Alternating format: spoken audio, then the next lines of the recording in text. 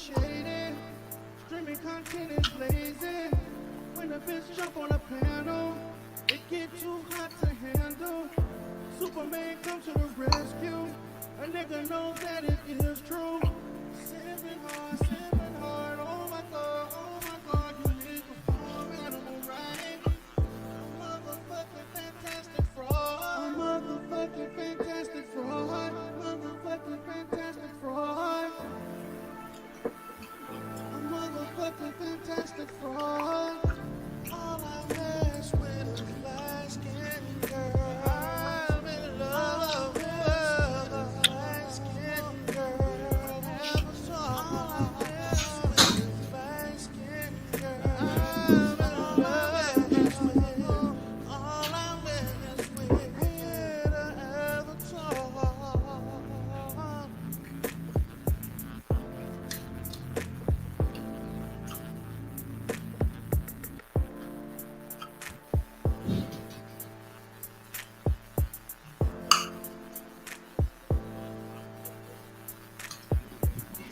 Have they proven themselves to be anything worthy of deserving your attention?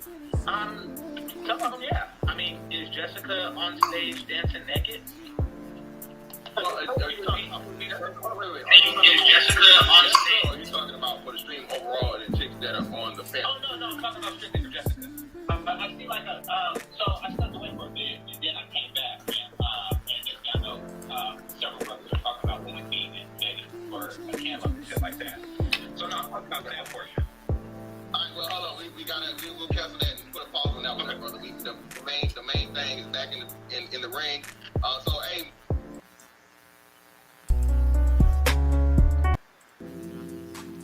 Hey guys.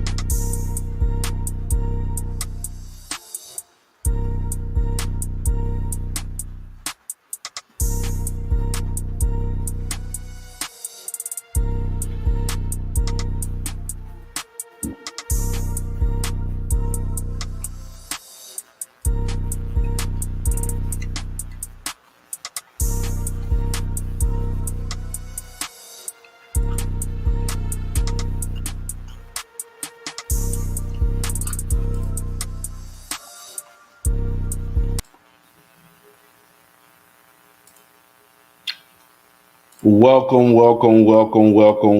everybody. This is Coach D Darrell Spears, no longer going by the motherfucking Godfather. You can call me D Darrell. You can call me Counselor D Darrell. You can call me Therapist D Darrell. You can call me whatever, but you can also call me Coach D Darrell. That's the title that I'm known by now. That's the title that I've given myself.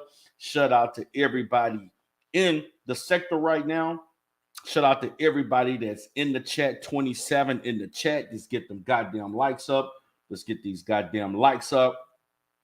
Shout out to everybody that's in the chat right now. Shout out to Dude Brown. Shout out to Renaissance Live. Shout out to LV, Queen, Miss Queen Sunkiss. What's up, Faith? What's up, HM? What's up, brother? And Miss Faith up in here. We're going to have a good time today. We're going to talk about these Negroes in the Manosphere. This is one of many videos that I have created over the week that is focused on these Negroes and the stupid shit that they do every day. Like facts. That is focused on these Negroes and the stupid shit that they do. Let's get it cracking. The Manosphere is all cap. What's up, TMK Media?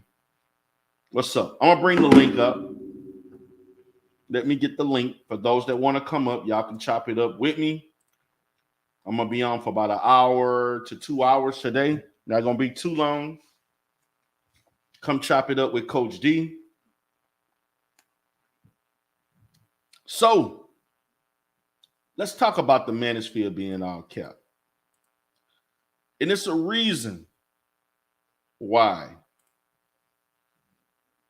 I feel the Manosphere, and not only me, but others, these niggas are all cap. And one of the reasons why they're all cap is because they continue to simp. And we're not talking about no regular simping. We're talking about big time simping. We're talking about simping where you drive in 8 hours to see a woman and get swerved. We're talking about simping where you got niggas giving $200, $300, $400, $500 in the back chat. We're talking about simping where you gorilla macking, dirty macking against other niggas. We talking about simping where you got niggas buying refrigerators and they buying stoves. That's the kind of simping we talking about. We talking about major simping, man. And the thing about it, that's how these niggas got in this space in the first place. Because of the aftermath and the results of simping. It was the simping. The unadulterated, plain ignorance of simping that they were hurt. You see, you can't force a woman to like you. If she don't like you, she don't like you. You can buy all the stoves, the refrigerators. You can hand out all the wrenches you want. You can hand out all the super chats, all the cash apps.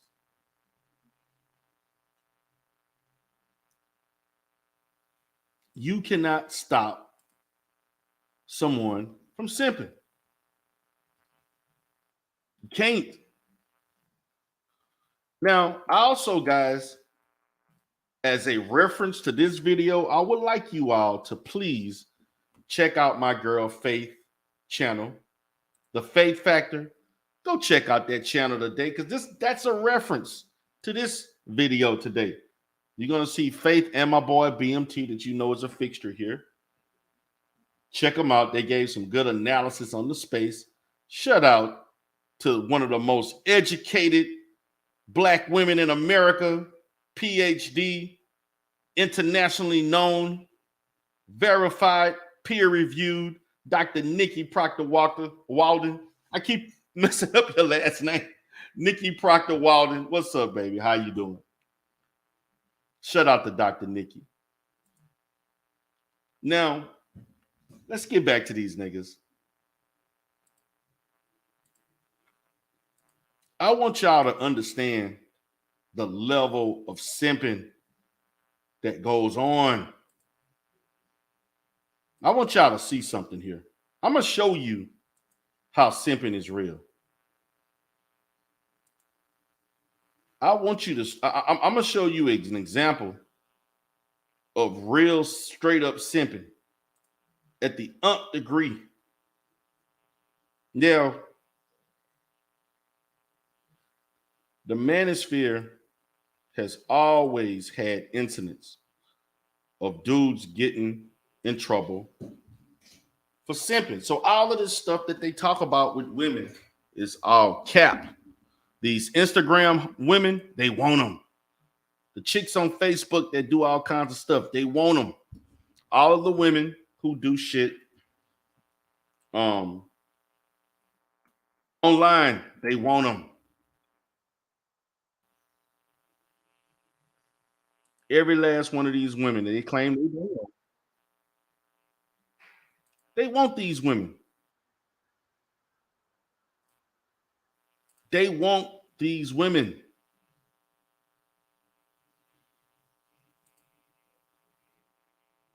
And they want them bad.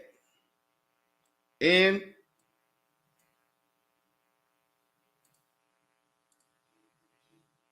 they willing to simp to get them.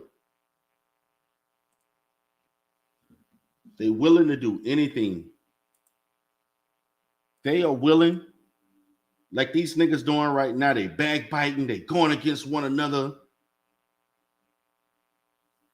They causing a damn near a civil war over a woman that claimed y'all niggas don't even deserve reparations. And this is facts. I want y'all to see something. I want to show y'all something.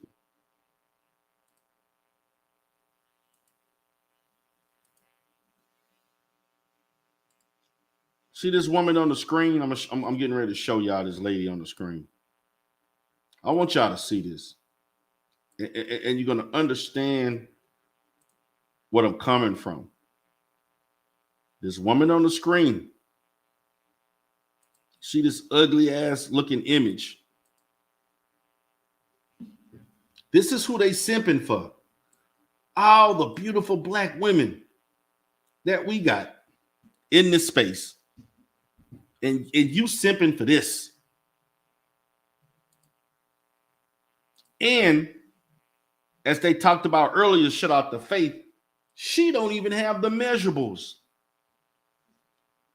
She's 6'2", probably about 250 pounds, wide shoulders, wide hips, no breasts, no ass, ugly face. She don't even hit the. What happened to being fit, friendly, and shit like that, and fun? This lady is 6. She built like a goddamn power forward in the NBA. This is who they simping for. Now, I want to show y'all who they decided to do away with, because this is going to give you some level of understanding the level of simping. You see these fine ass beautiful sisters that's on here? Do y'all see Danica and Six the Goddess? This is who they left. They gave up this. They turned their back on this. Look how that dress fit in Six. Look how that onesie or whatever that type of that cat outfit fit in Danica. Oh my God. Lord. If you're gonna simp, at least simp for something that look like this. Shit, even I understand that. If you're gonna simp, let that be what you simping for. This is worth simping for. If you're gonna simp, God damn it, you better look like this. But they gave this up.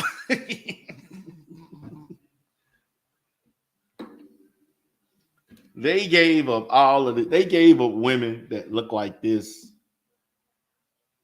And she ain't the only one. They got a few others that's on the same level. They gave them up. Auntie say, simp for 6 all 2023. Shit, simp for 6 in eternity. Eternity. I'm sorry, man. This is what you niggas gave up. You niggas gave up these 2 women and others. Good looking, intelligent, Black women. This is who they gave up.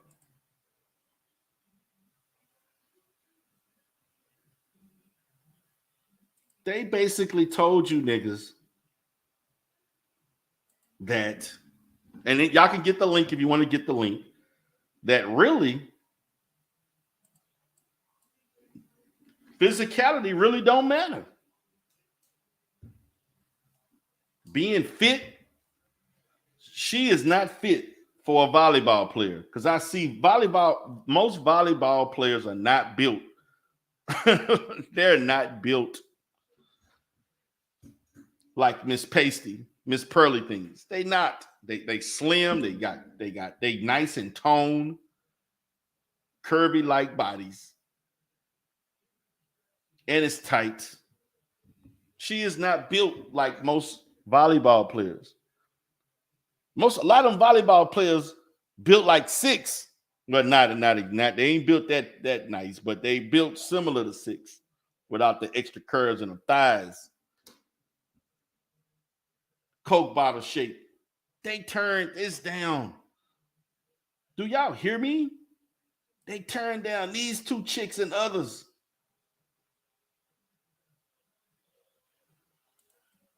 For just Pearly. And they proud of it.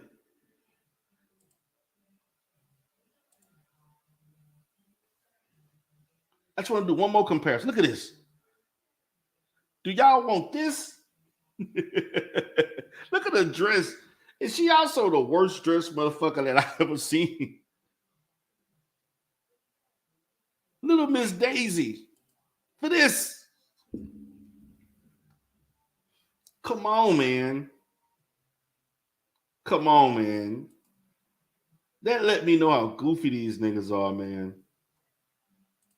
Ain't no way in hell. Ain't no way in fucking hell I'm giving up this for that. Ain't no way in hell. Shout out to everybody. I got 33 in the chat. Let's get the likes up. Again, anybody want to come up and chop it up? I got the link. You can come up and chop it up with Coach D. NT say, damn shame Pasty Fangs is probably in TGE best physical shape possible. And she looks like that. That's facts. She look like shit. She looks like shit. You pass up. I'm sorry, man. You gave this up. Imagine you doing videos. You got these women on your thumbnail. You got these women in the video. But you gave that up because you wanted us to look at this bullshit. Just because she regurgitating your bullshit ass, simp ass. Niggas in simp recovery. That's our red pill rage. Red pill is simp recovery. Y'all gave all of these women up. These niggas just shunned them away for this. Now she want to sue people. She want to go to war, calling Sarah Garvey Sarah. She told you niggas you don't even deserve.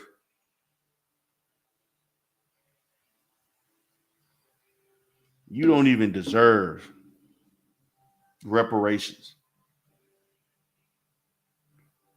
It wasn't like that bad.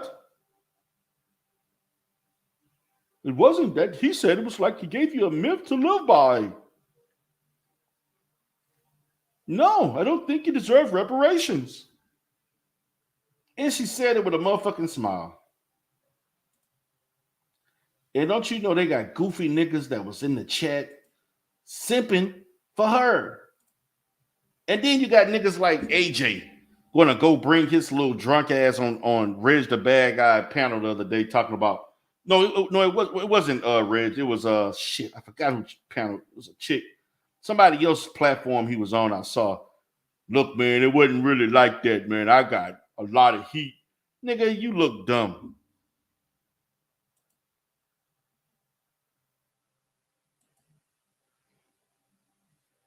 That's who they passed up. They gave up these women.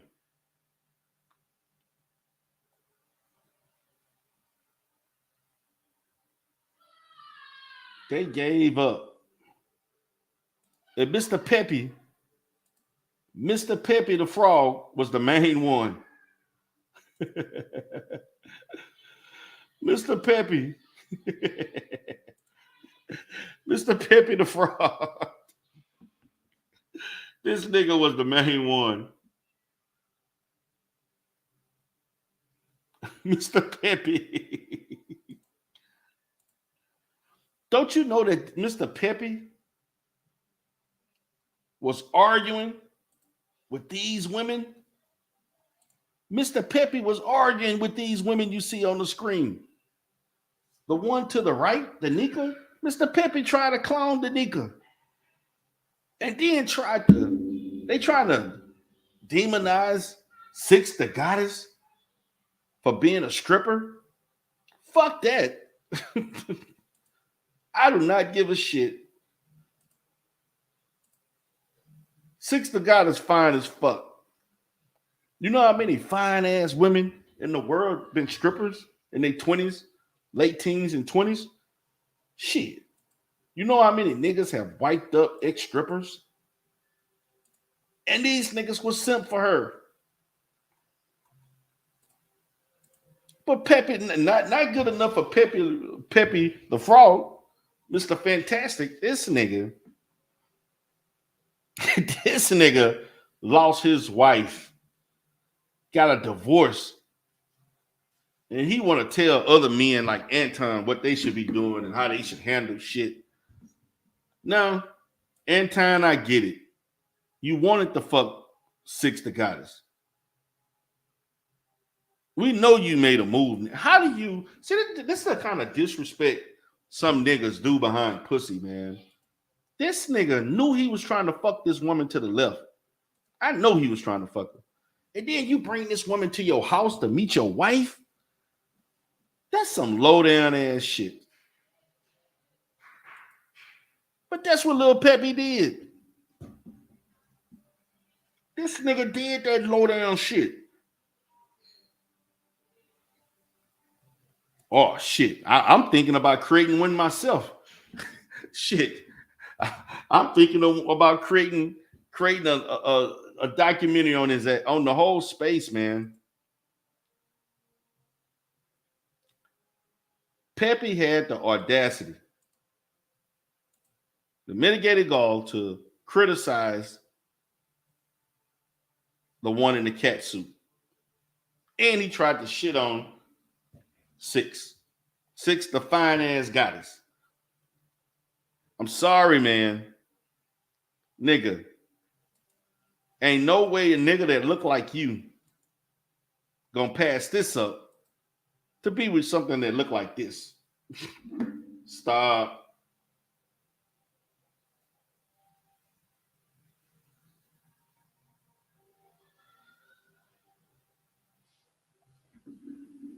This shows the weaknesses of these niggas. This show why these niggas are laughable. We got 34, 38 in the chat, man. Let's get the likes. What the fuck is wrong with Pippi? A lot of these niggas are short. They fat, out of shape. They physically in the face challenged. Some of these niggas look like they don't bathe. And then you have you want to have this fucking heightened level of confidence. Like you don't have to do shit to get a woman when you should be working your fucking, you got a nigga, you should be kissing ass trying to get a date. Like women should be bowing down to you just because you're a man and a man alone with no accomplishments, no success in anything. And then you don't even want to be nice. You don't even want to be cordial. You don't want to be nice. A gentleman. The fuck wrong with y'all? Y'all want to quote research. Well, according to the research, you're a baby mama, so you need to, I'm the prize. Nigga, no, you're not. Any man that say he the prize ain't the prize. Any man that says he's an alpha male is not an alpha male. You see, let me show you the difference between a real alpha male and a fake alpha male. Let me show you the difference. You see, the difference is a real alpha male don't have to say he an alpha male. I got women at the level of Dr. Nikki Proctor Walden saying you're an alpha male. That's when you know you're an alpha male. When other women tell you that. You don't never see me saying I'm Sigma, I'm Alpha. No.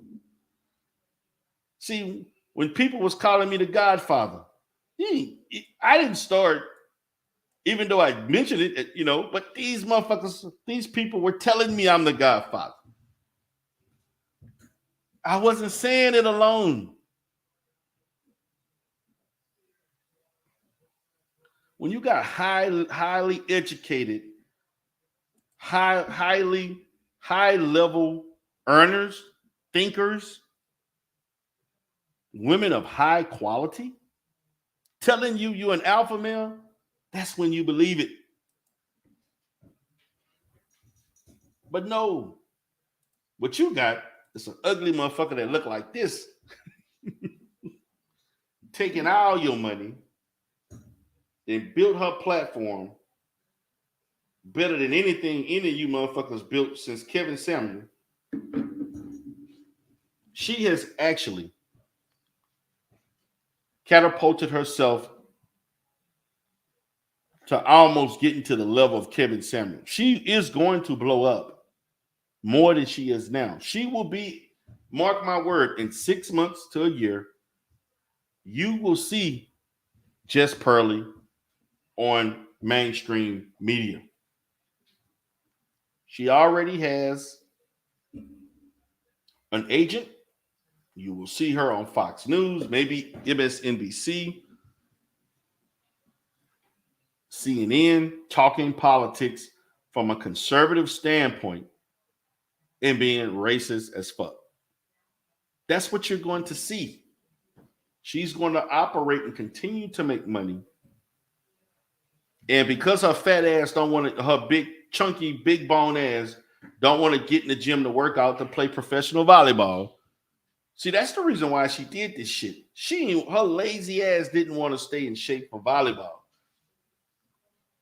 That's why she decided to do this shit. You see, no college educated person is going to go through all those years to get that degree, 4-year degree, graduate. And we don't know what the hell her degree is because she is as fucking dumb as a doorknob.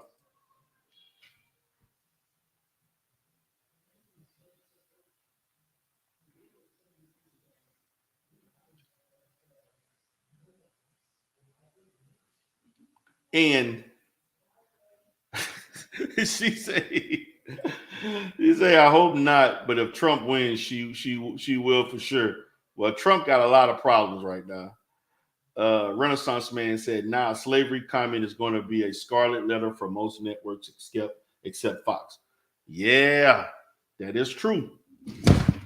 That is true. That shit will come up.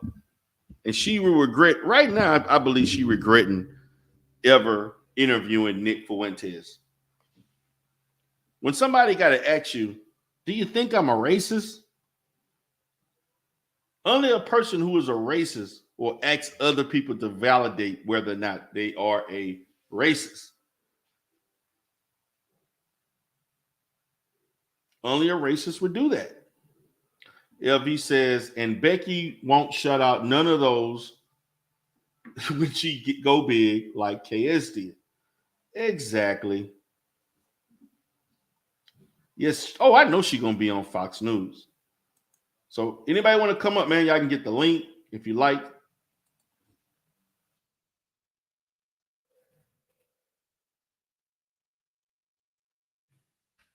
Hold up, man. My fingers I'm a horrible typist. But this is what they wanted. And they don't want this. You about to have women damn near on the ropes thinking about joining Cynthia G and doing content and collaborating with Cynthia G. Like seriously.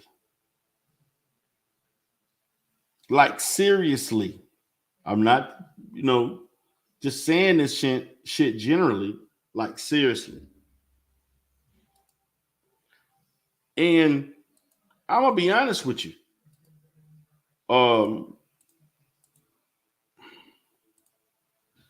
I don't know if they can pull it off. They can pull it off, but I really don't think these ladies got the heart to do that kind of content.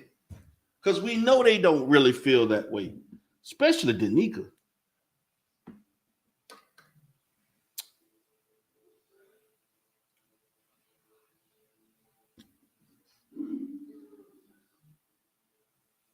These motherfuckers are all cap because the number one reason that they're on here is to make money.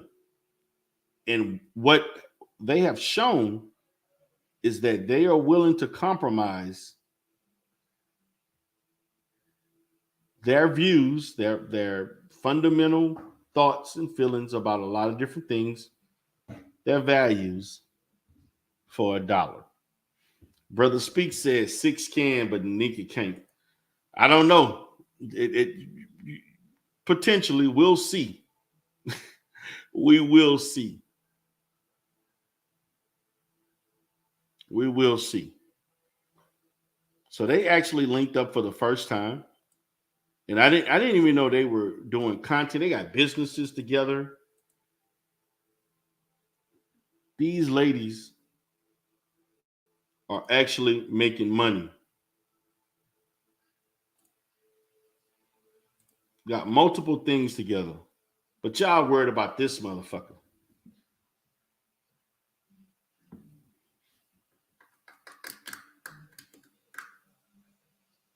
Y'all worried about this girl.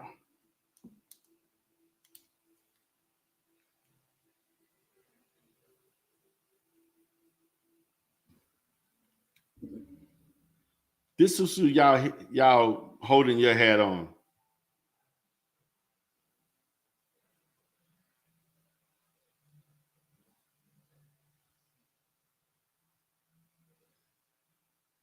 Like seriously. Y'all looking foolish right now. Y'all looking crazy.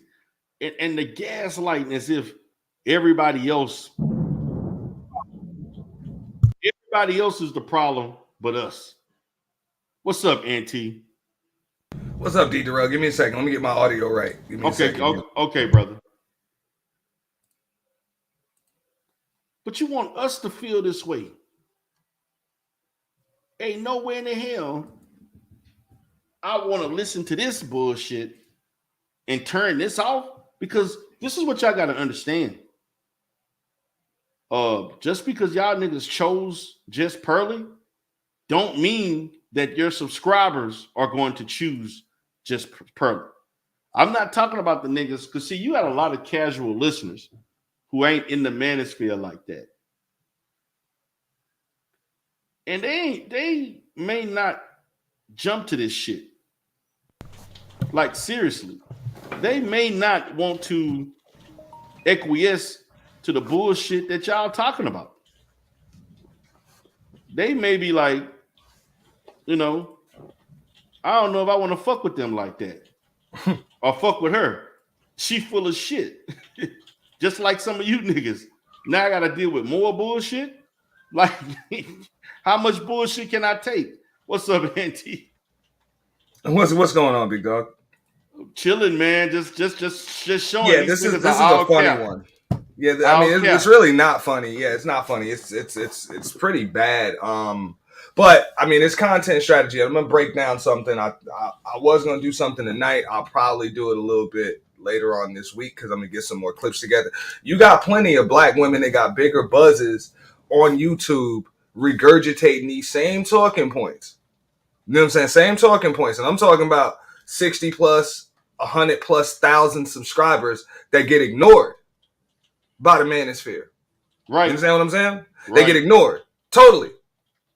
You know what I'm saying? I'll just spit out a couple of names right there. You got Reva TV, you got Sarah Lena, there's so many more. There's so many more. I got like a list, and I'm gonna go through some content. I'm like, how come y'all? But the only one that y'all can really endorse was Pasty Fangs. That's it. Really?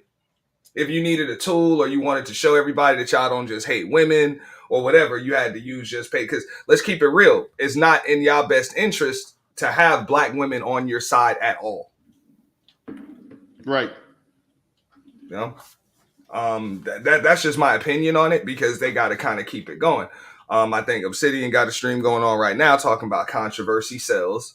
That's what I personally believe it was. I think it was a plan between a few people that was like, whatever. Pretty much just like a professional wrestling heel turn. That's it. You know what I'm saying? Right. Your YouTube careers needed a shot in the arm. So y'all had to resort to cooning. Yeah. So I hear what you're saying. You don't necessarily, you're looking at it like, this is the perspective I'm looking at it from. Okay, when you talk about they don't necessarily need women on their side per se, because it kind of, in a way, it goes against the talking points, right? Mm-hmm.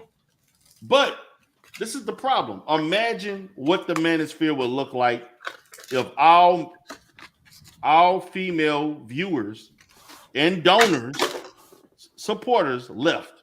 What would it look like? Good. I mean, it wouldn't exist. And they don't want it to go away. They don't want it to go away. That's my point. And so I get what you're saying. Like to me, when you say the thing about, I think there's a difference in how you treat a Manosphere female supporter versus a Manosphere male identified female content creator. Mm-hmm. There's a difference. I would agree.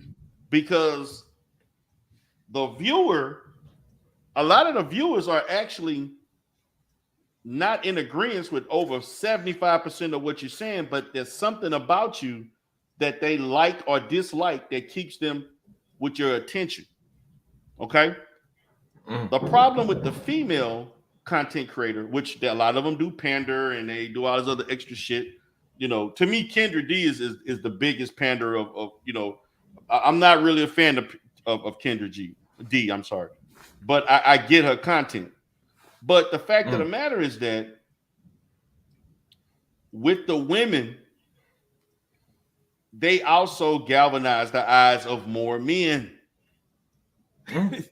Men who probably would not watch Manosphere content, but they want to see Six the Goddess, and they damn sure want to see Danica.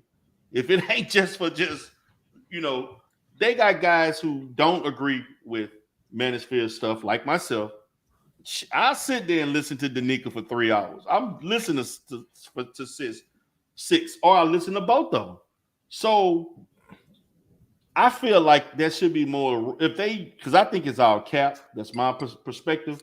But there should be a vetting, a certain level of whatever. You just letting, this lady just came in remember, she came in and there was the Me Too shit that these niggas just, okay, you explained it.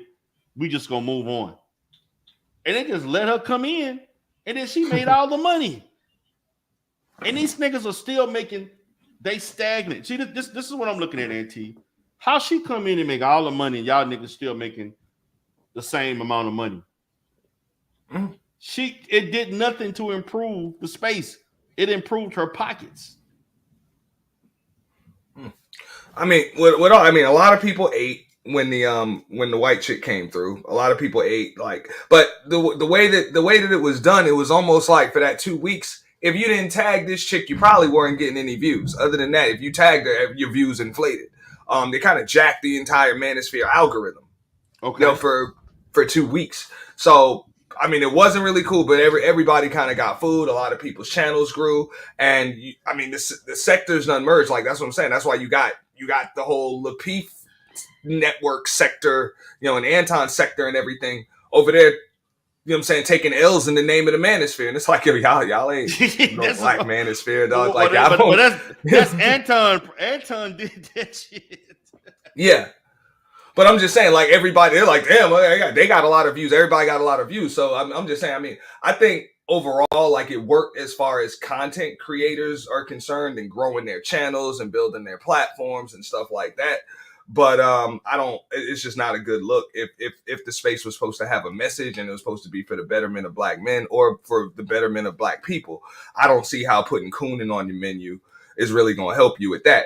I was just saying, it's obvious that having any black women on your side whatsoever is just something that they don't want to do. Like, they don't even want that. Like, it's just not a good look for them for whatever reason. I don't know. You know what I'm saying? That's what Obsidian said. He said it's black female fuckery. That's it.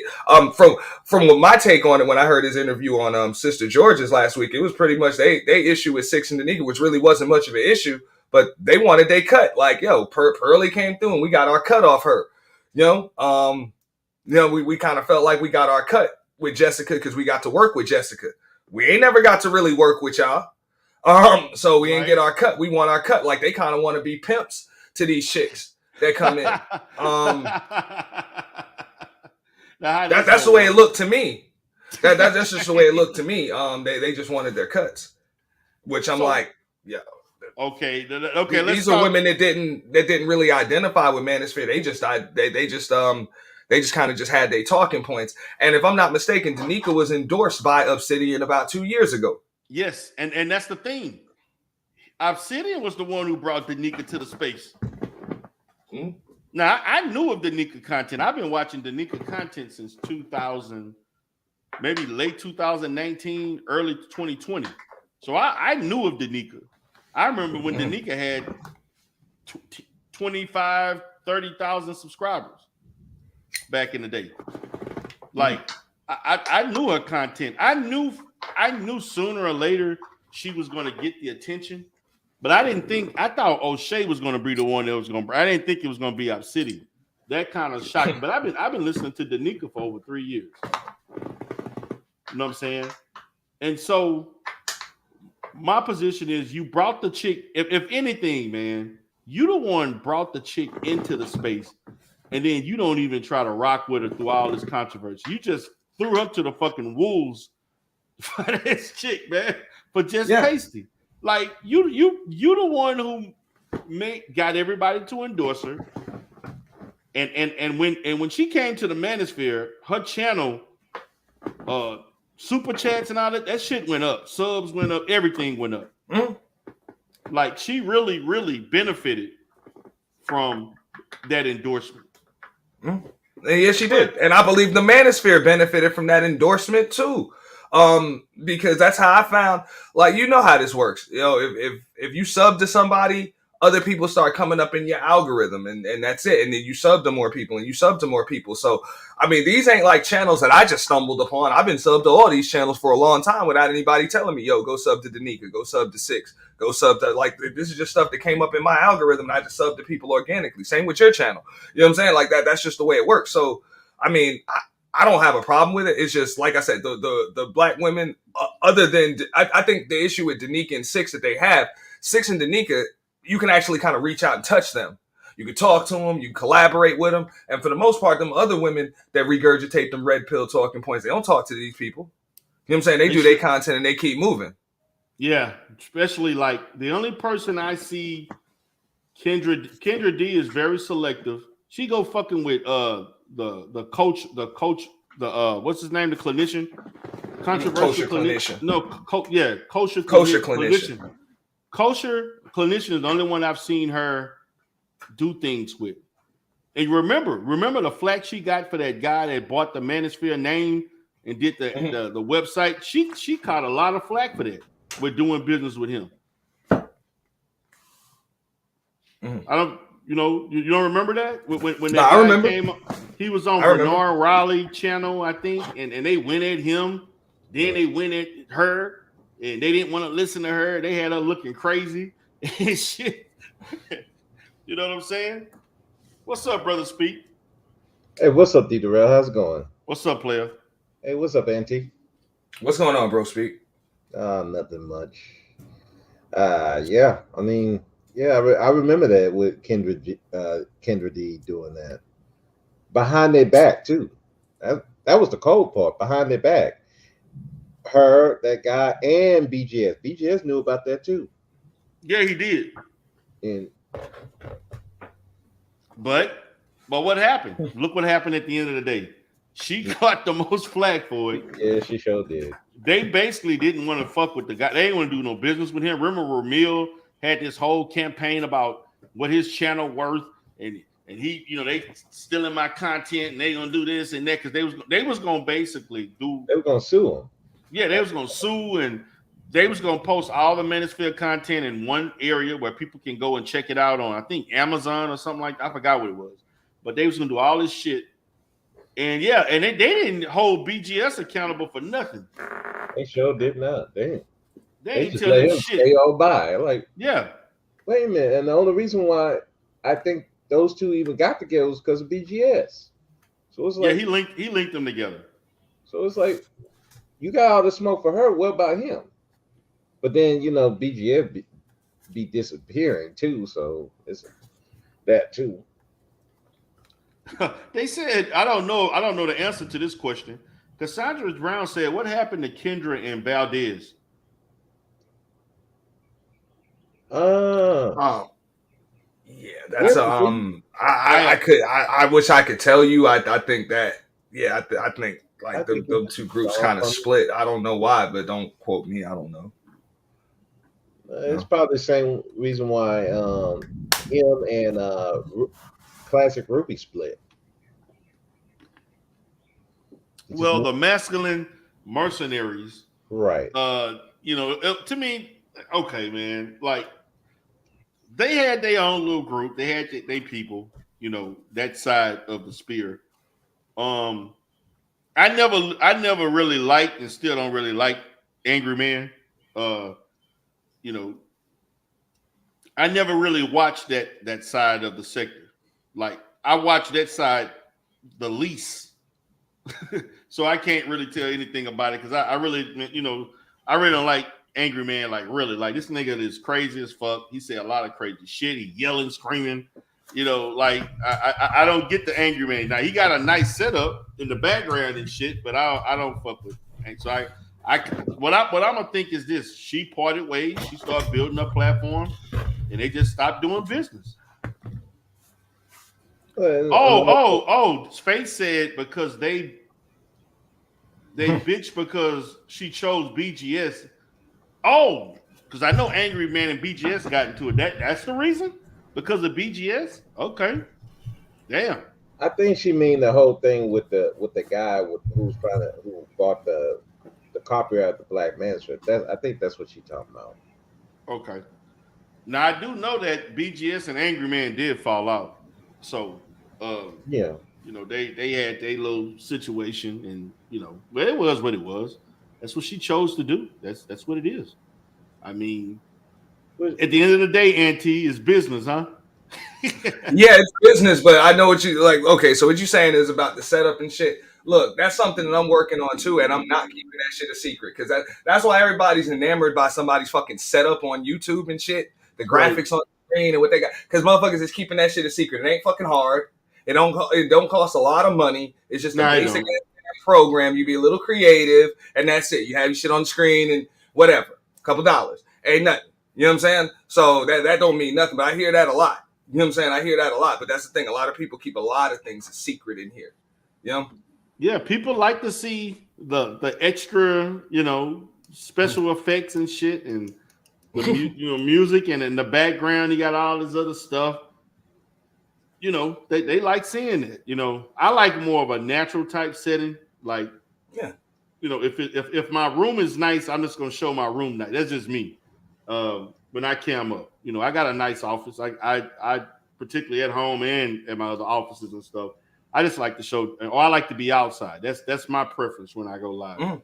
But if you want to do the extra stuff with the lighting, I mean, it's cool. I'm gonna be honest. I like seeing it. I do like seeing it. That's part of the experience. Yeah. So it's great for the aesthetics. It's cool, and there's nothing wrong with that. And trust me, I'm working on ways to make sure that any content creator, if you're trying to take your channel to the next level, your brand to the next level, I don't care what the hell you're talking about. That ain't even my business. I'm going to try to hook people up with all of that stuff. Intro music, you know what I'm saying? Intro videos, outro videos, thumbnails, graphics, donation alerts, you know what I'm saying? Notification alerts to hit the screen, interact with your audience without having to take away from your show, all of that stuff. You know what I'm saying? So it's not hard. It's not hard, but these people make it seem like they got something special going on by doing it. To do stream labs, there's tutorials to do. You just got to take the time to do the tutorials, and you can learn stage everything and every scene. It's not really. I mean, I use what's it called? XSplit. That's the software I use. When I want to do whatever, whenever I choose to want to set some stuff up, but and they also using a green screen. They're talking about using green screens and all. You can do all of this shit. So it's up to you, man. I mean, but people like seeing it. So it's whatever your supporters like. It is. Yeah, no, and it's great. It's just. Like I said, just people get caught up in that and they assume just because somebody, just like you said, has a nice setup or somebody has a bunch of subs or a bunch of people know them that they're saying something that makes sense. And a lot of these people saying stupid stuff.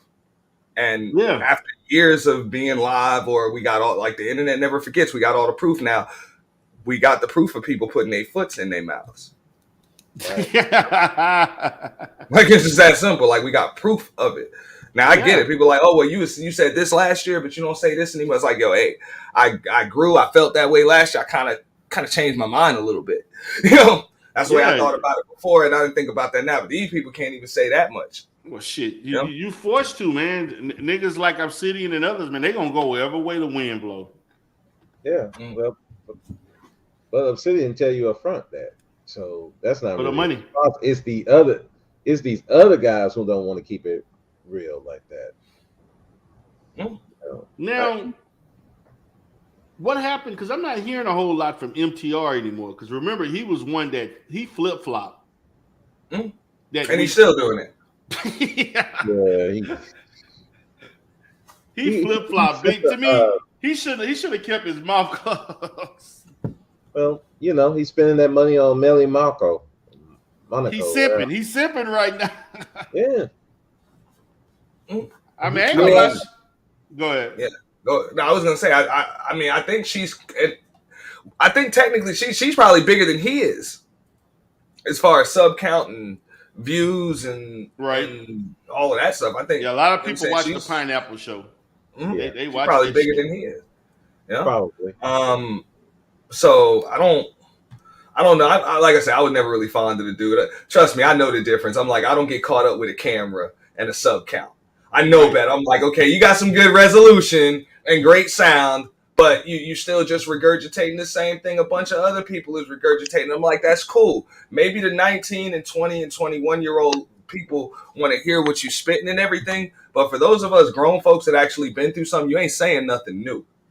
Right. So shout out to you and what you're doing, because content creation is not hard. I mean, it's not easy. So I'm not going to take anything away from MTR or anybody else has been able to build a platform on here. But no, it doesn't impress me, and I'm not surprised that these people flip flop. And he had to kind of flip flop because like Pearly, if she when she says what she says, it's okay, man. She can just go to the alt-right.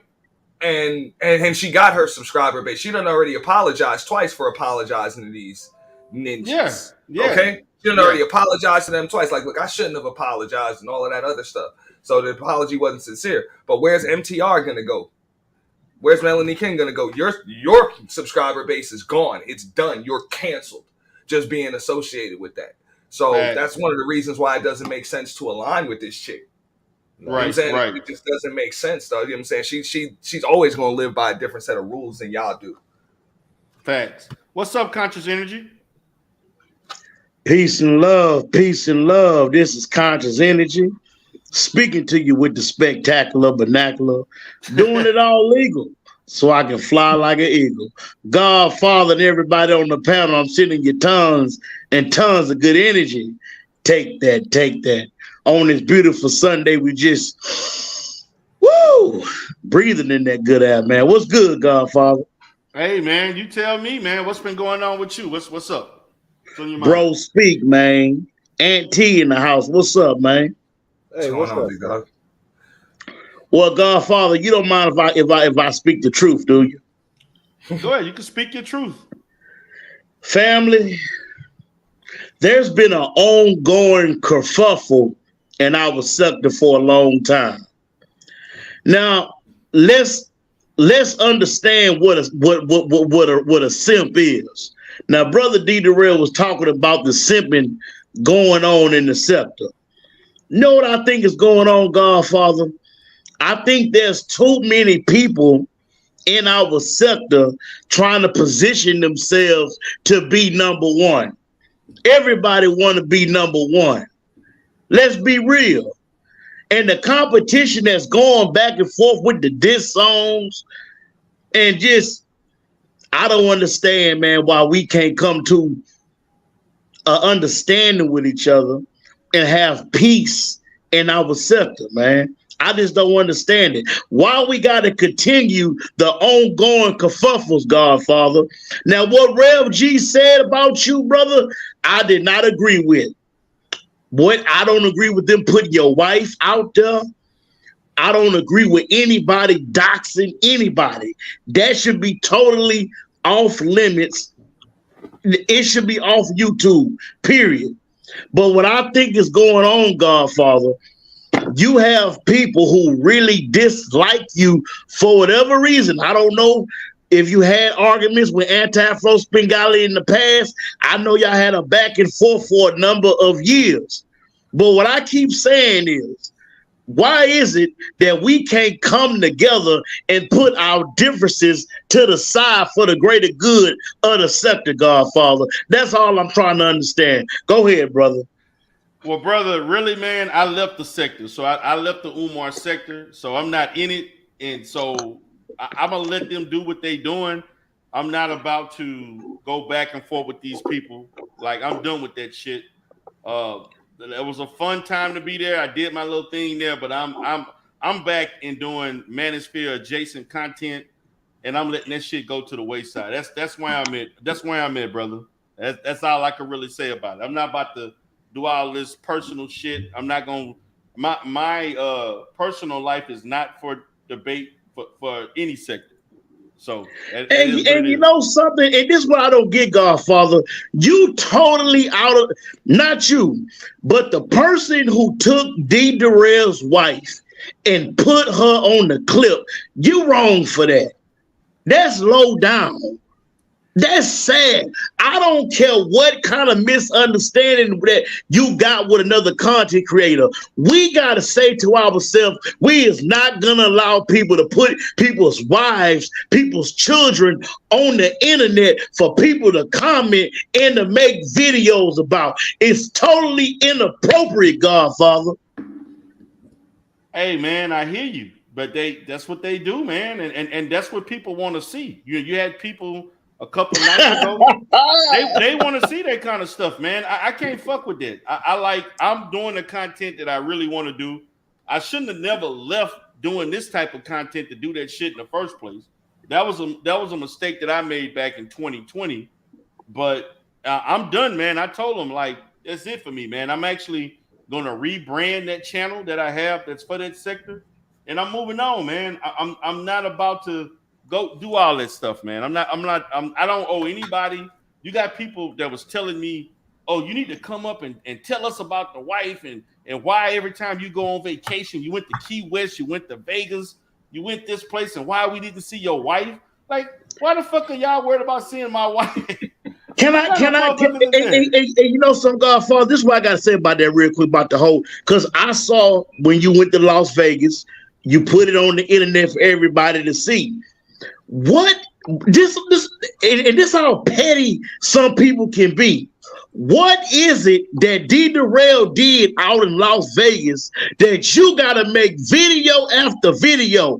Shakim Raw, I got a lot of love for Shakim Raw. I know he a young man in the game. I know he doing what he need to do to keep his name in the algorithm. But what did D. Darrell do in Las Vegas that's so funny that everybody got to make videos? I don't get it. And brother, and D. Darrell, they keep saying, why won't D. Darrell show his wife? Listen to me, Godfather. Don't show your wife. Don't show your children. Don't show these people anybody that you love in your family, because they're going to use it against you. They're going to use it to harm you, brother. And this to all content creators. Keep your family off the YouTube algorithm, man, because these demons, these lowlifes don't want to do nothing but make fun of people. And it's a shame, Godfather, in 2023, when we got people putting people's wives out there for the world to see with lies and slander. Hey, man. Taz, I apologize, Godfather. I apologize, man. Taz already did it, man. Taz put all the shit out there. That nigga went and did all that shit a few days. Then he took the videos down. So well, Godfather, let me go and get on up out of here, man. I appreciate you on the panel, man. Peace and blessings, man. We out, man. God bless you. Peace. Already, man. I don't want to get into that shit with Taz bullshitting ass, but that nigga started a whole bunch of shit that I don't want to talk about that, but that nigga did all of that shit. And you know, he was paid to do it. I know who paid him to do it.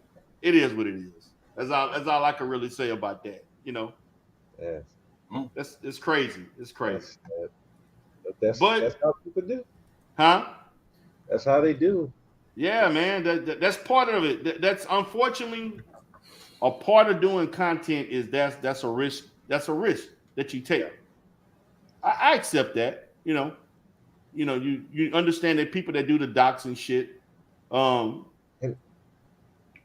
what the sad thing is, that's so dangerous to do because again, a lot of these people, unfortunately, are not mentally stable, and that's putting somebody's life at risk.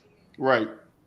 Now, I don't know if y'all heard, man, but I heard some people did some doxing on Just Pearly. They got personal information and they put a name out. First Davis or something is her last name. Anybody seen stuff like? I seen a couple of things. I ain't seen it in depth, but I heard that they kind of got more information on her.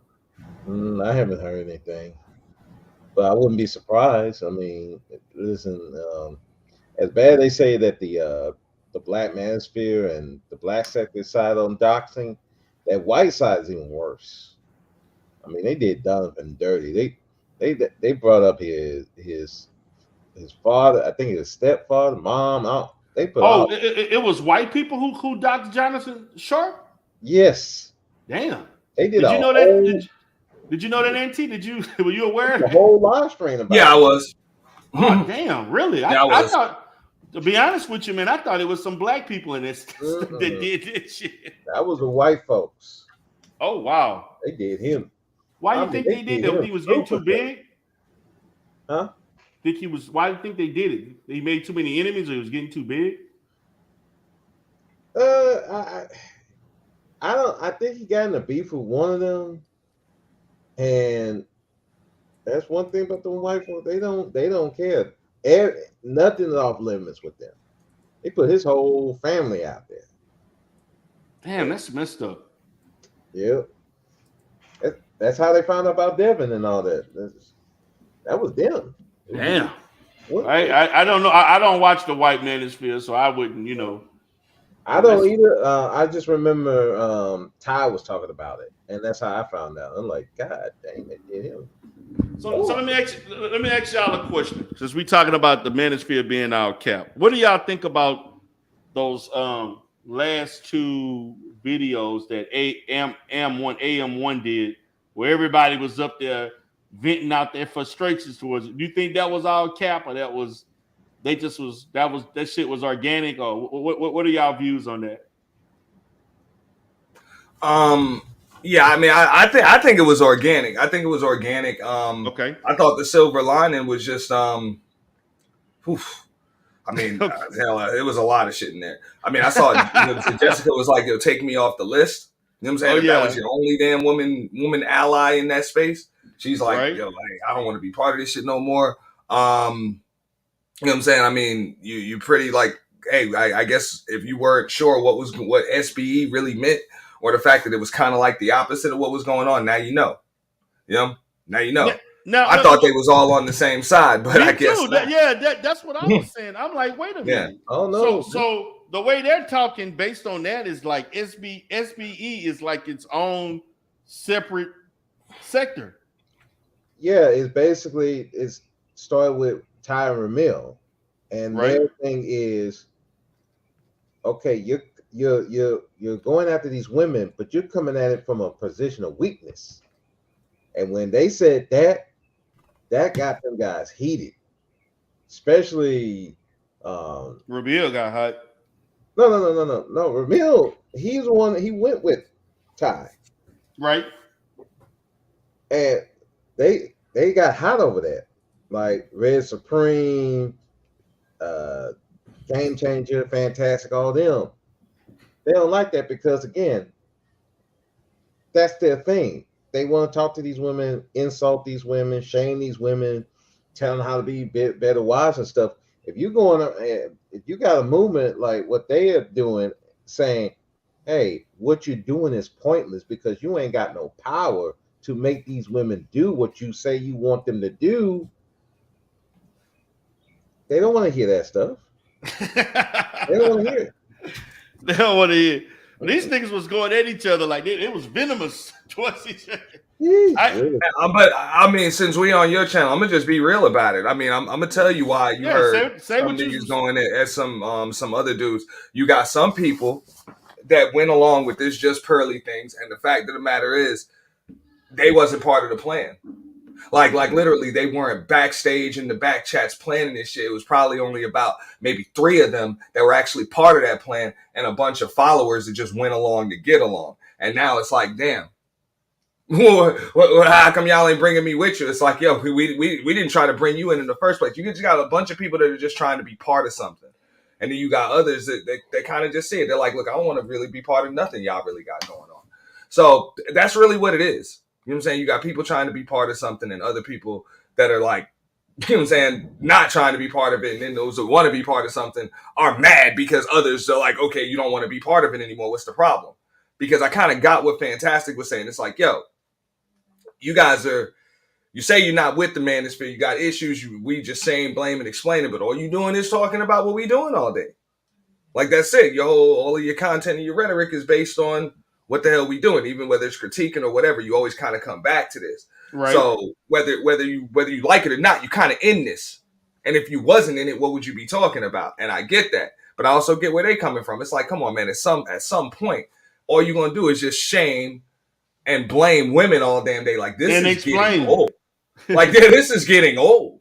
You know what I'm saying? So that's pretty much what I see. Is just like one side is like, look, man, we're gonna shame these women, we're gonna blame these women. You know what I'm saying? And we're gonna keep explaining why the hell, you know what I'm saying, why they're the issue. And these other dudes are like, yo, shaming and blaming and explaining these women, it ain't working.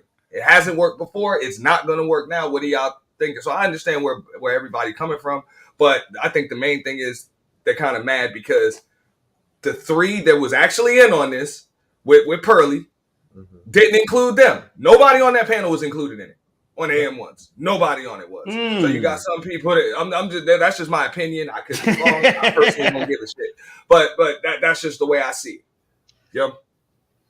Well, the person that to me I thought was going to have the most benefit was Obsidian, and I don't see any Ramil doing better numbers than Obsidian doing right now on as far as viewership and engagement. I don't see the benefit that Obsidian should be getting. Yeah, because it's organic. Danica pointed that out. Danica said, "Where the subscribers? Where the money at?" Like I don't see it, and that was a good point. I'm just saying, like, ain't this whatever those women made, they want their cut. That's what I'm saying. It's like, bro, nobody owe you nothing. You know what I'm saying? Like, nobody know you nothing. But these niggas simping and they ain't getting nothing in return. The only one they got, okay, MTR got the interview that will not be seen because he straight up, flip-flop to the point where, okay, whatever. And I don't even know whether or not they had a contractual agreement because it sounded like they did. They might have. I wouldn't doubt it. But that contractual agreement is now null based on all the shit that happened because that nigga channel was about to get hurt by that shit. His shit was about to get like, and then O'Shea just basically said fuck it. He went the opposite way, and it just went. All these other like the other guys that you saw on AM1 channel. I guess some of them thought they were going to get the residuals to a certain extent. I don't know. And Just Pearly don't even fuck with them. And T, I don't know. I don't know where the thinking. I mean, you're in marketing of this stuff. I mean, explain it because I'm trying to understand where do they think they were going to benefit. I mean. At the end of the day, a lot of them did. Like I said, it's an old fashioned heel turn. That's all it is. Hey, people that got sick of the original stuff, so y'all had to go coon. Y'all had to become bad guys. Your careers needed a shot in the arm. Yeah. That's it. You know what I'm saying? Y'all been the American heroes for so damn long. You know what I'm saying? Now it's time to be a little bad. You know what I'm saying? Damn that.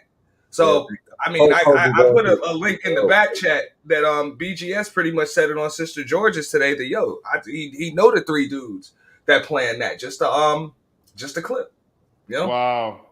Just a quick minute long clip you can listen to it. He said that Pearly was a plan, that was it. It was to incite controversy and bring the numbers I personally kind of like what the space is doing from a marketing perspective.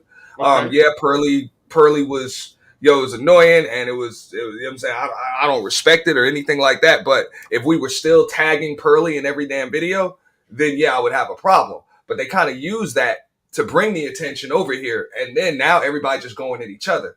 So I mean, if you're gonna take a little bit of the spotlight from her and then put it on yourselves and put it on each other, and then just leave her be, hey, that's kind of the way that's really the way you should be clout chasing if you're going to clout chase at all. Right, but I don't think they anticipated a fucking civil war and all this other shit that broke out. Niggas once friends. I think they did. You think? I think so? they did. Oh wow. I think they realized that the money and the views are not in allegiances. That's in beef. Okay. What's up, B? The numbers are inflated when you're talking about somebody. Right. Yeah. What's up, BMT? Yeah, what's up, man? What's going on? Pretty much, these people are not in control. They never were. They're not smart enough.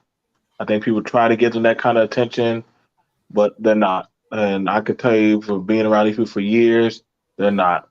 They backstab. They fuck each other over.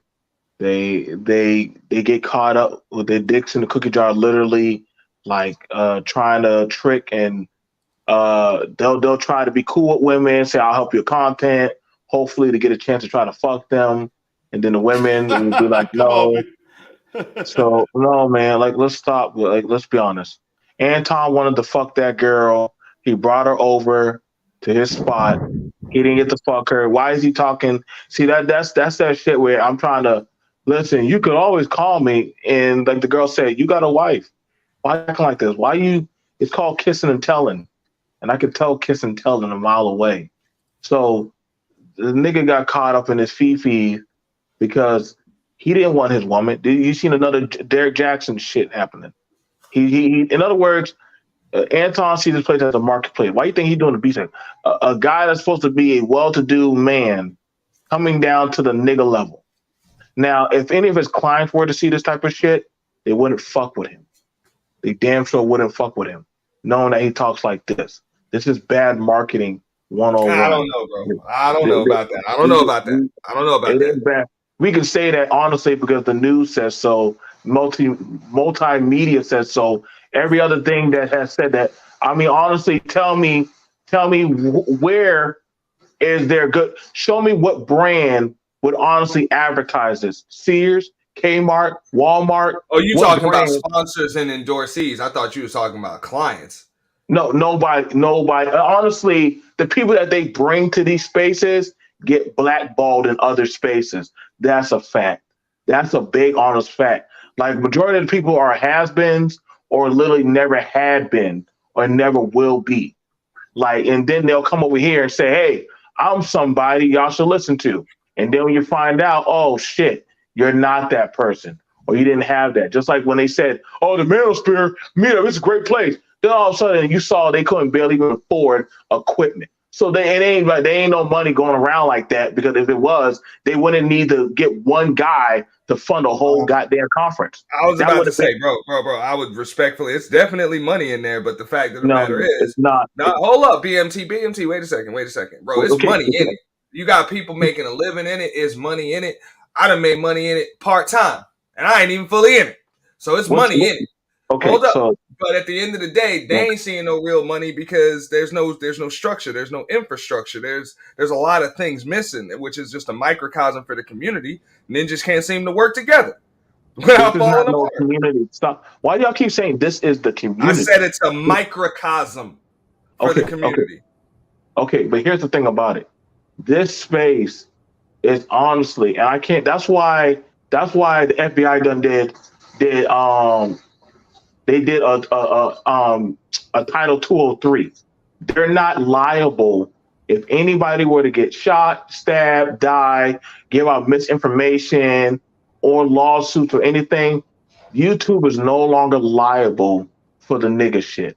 So there's no lawsuit, mind you, that could come back on anybody in it can't fall on YouTube.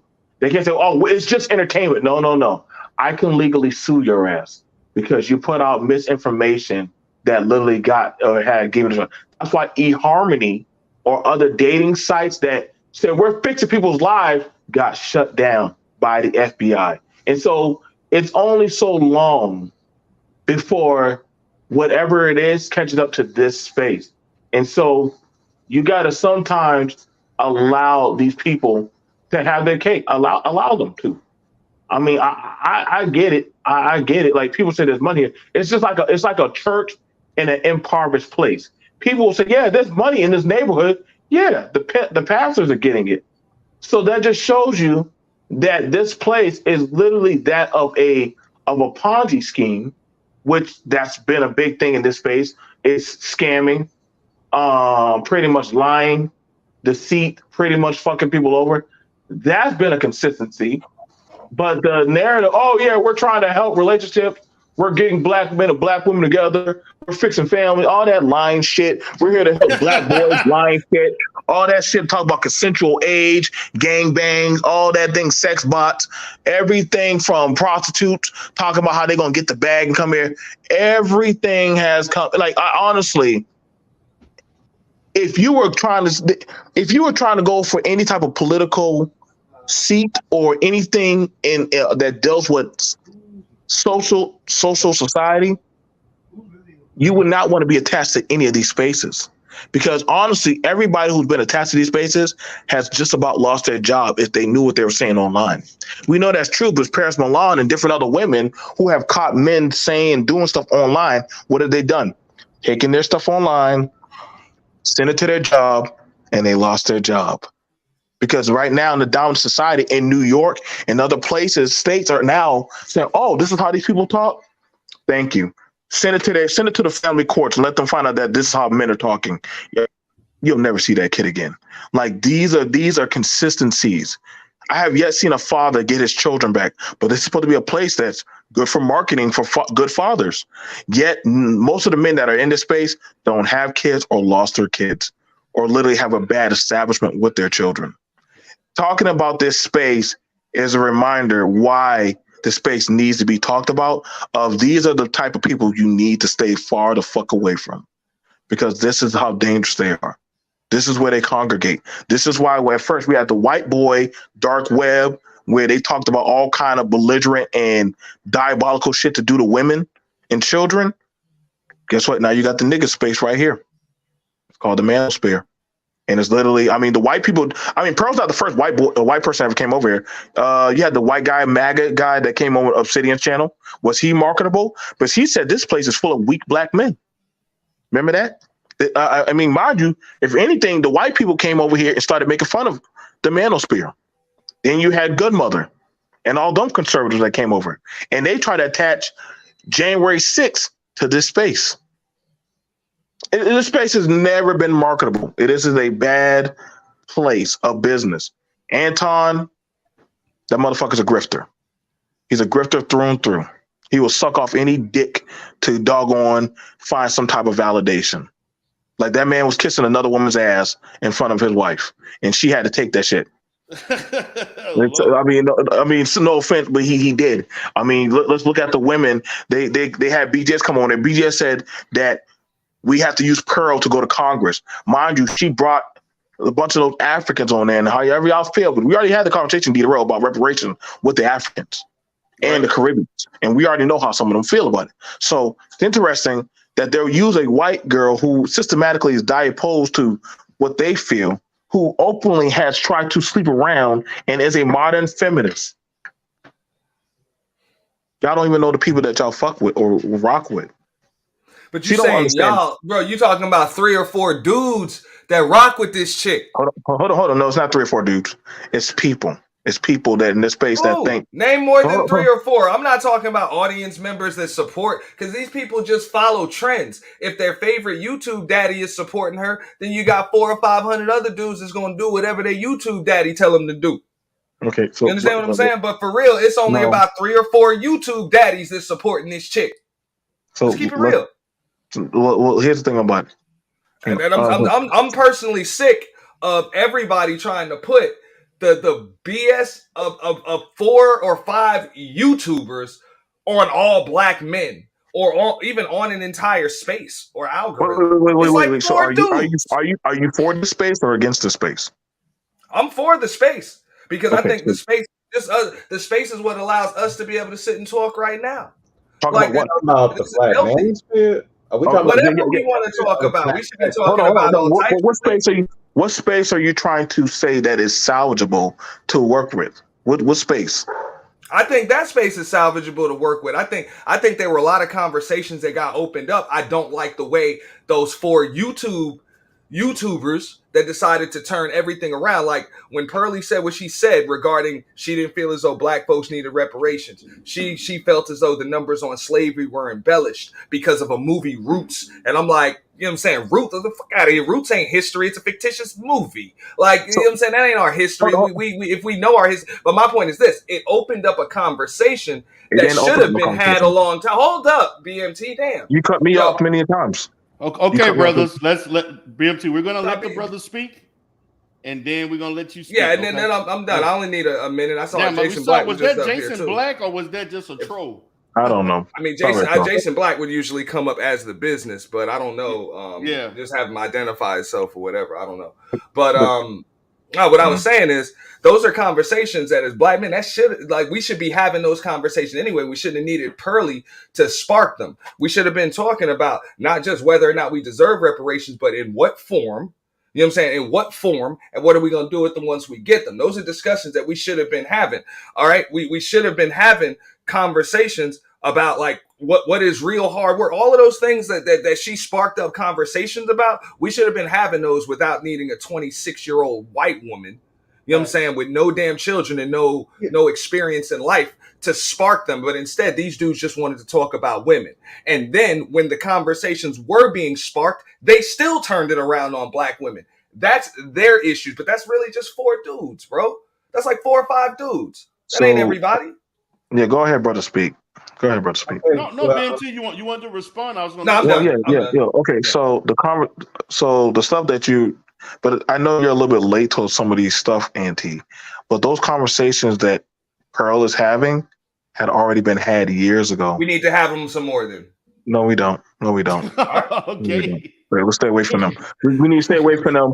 I wouldn't want these conversations. See, the problem is we keep trying to invite everybody to these conversations or try to have in these spaces when literally you're having a conversation with people that say women shouldn't have the right to vote. So you want those type of people having a conversation about reparation, or you want to have the people that say that literally that they want to have sex offenders to the conversation, or literally people that literally have domestic charges and saying that, hey, ain't nothing wrong with smacking around a woman. You want them to the conversation? See, you can't have everybody to the conversation. You can't. We learned that, and we learned this the hard way with people that have done a lot of atrocities and a lot of things, or literally have sold dope, drugs, or did all kind of misnomer crazy shit in this space. But then say, let's talk about black people getting their lives together. The freakniks now want to be saved and sanctified and sit at the table and now say, let's talk about how we can market this space of black boys and save them. Mind you, they've been out here making babies and out here being unconditionally, evil. Now you got black women that literally talk about, we're fixing black women, but they're out here sucking dick with YouTube niggas, but they damn sure ain't getting married. And when they do get married, they'll tell their men that it's okay to cheat. Like, this is a fuck nigga space, and it's a fuck nigga zone. This is not no zone of conducive, healthy environment. They take women or men that come up here with traumas and use it as talking points why they should do the decency that they do. Like, literally, Angry Man sounded like a white supremacist compared to Destiny. That's how fucked up it is. But y'all talk about that this space is marketable when every time this space has hold on now, I'll let you talk. When every time this space has come up, every time this space has come up in any type of DSM study, legislation, news, somebody either been dead, somebody literally has done some psychological atrocity.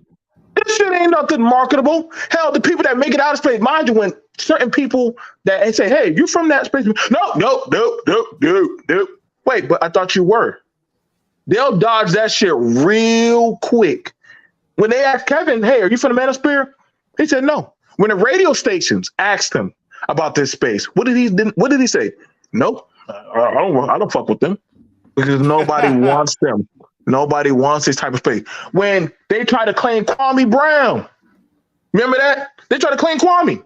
Kwame said, I don't fuck with y'all weirdos. Kwame said that. So nobody with any type of notoriety ever wants to be attached to this space because they know what imagery, the damaging images that it will do.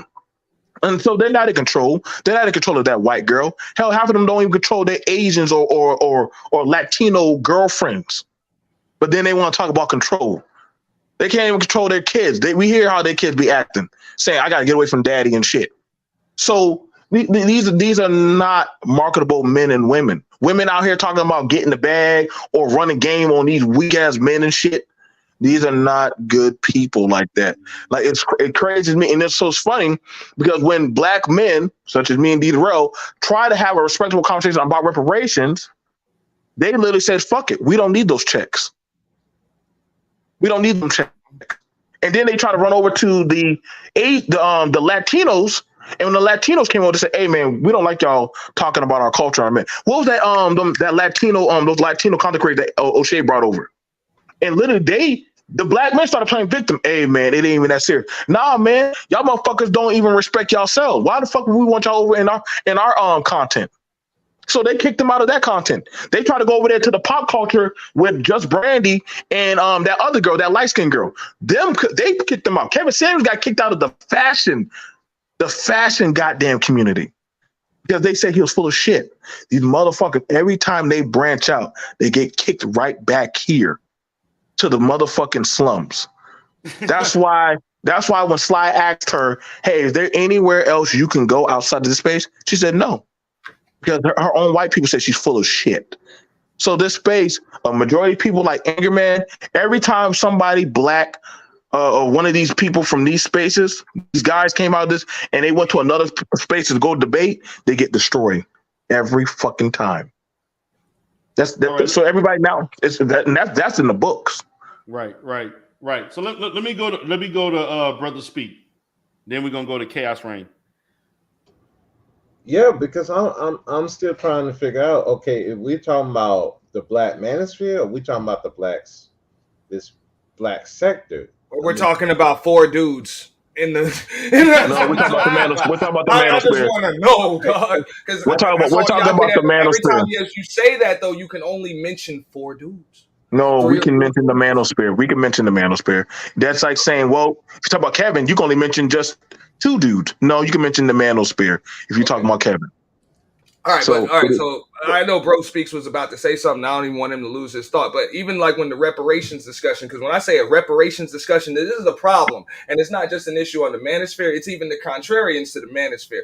People don't want to hear. They don't want to have a discussion. They want to have lectures. Because when I came to the table and I'm like, look, we want to talk about reparations, but I'm not in favor of monetary reparations. I don't think most black folks even know what to do with actual money anyway. So a check ain't going to help you. But I do have a lot of suggestions that I think we can talk about where our reparations could come. And it really wouldn't hurt the pockets of taxpayers or anything. You can get it through legislation, tax breaks, and all types of other things. You know what I'm saying? All types of just incentives and things like that.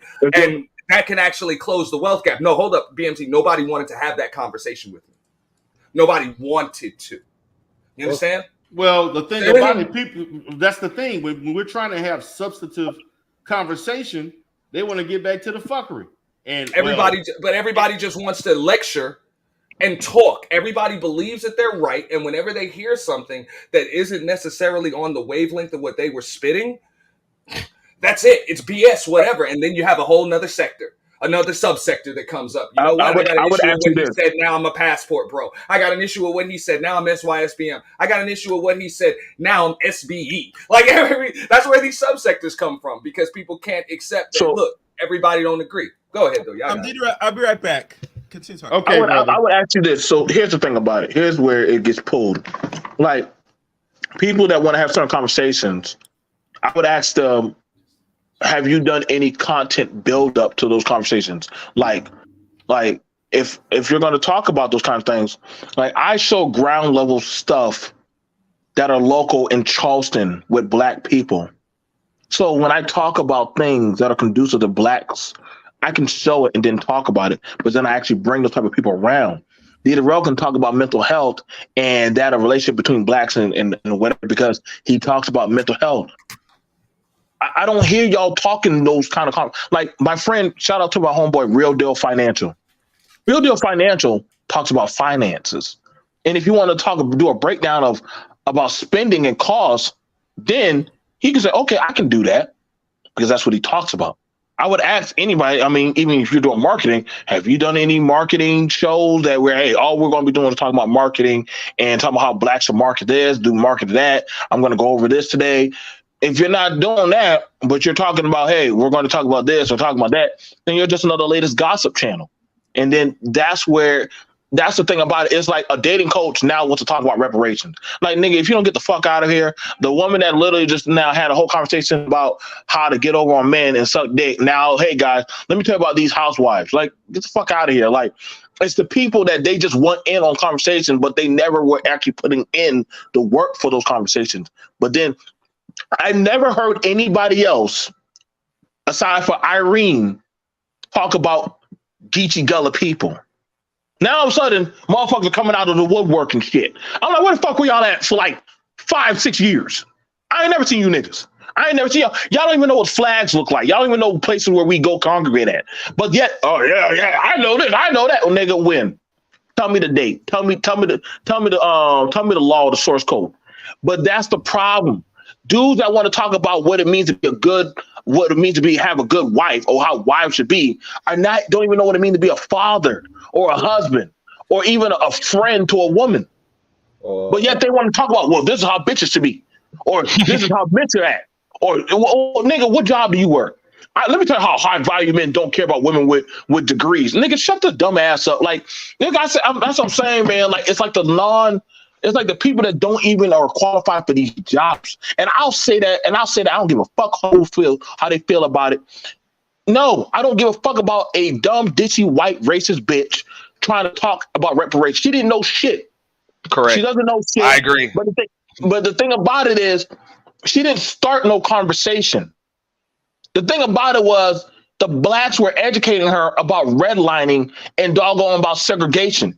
She didn't know shit about that. She didn't know shit about that. Give a shit though, BMT. Right.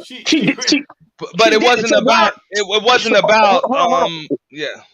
But the thing about it was this: why would a woman that has never had a tangible relationship, or literally has never been even accepted by her own group of men, know how to court or coach black women when literally she has never ever been around black women?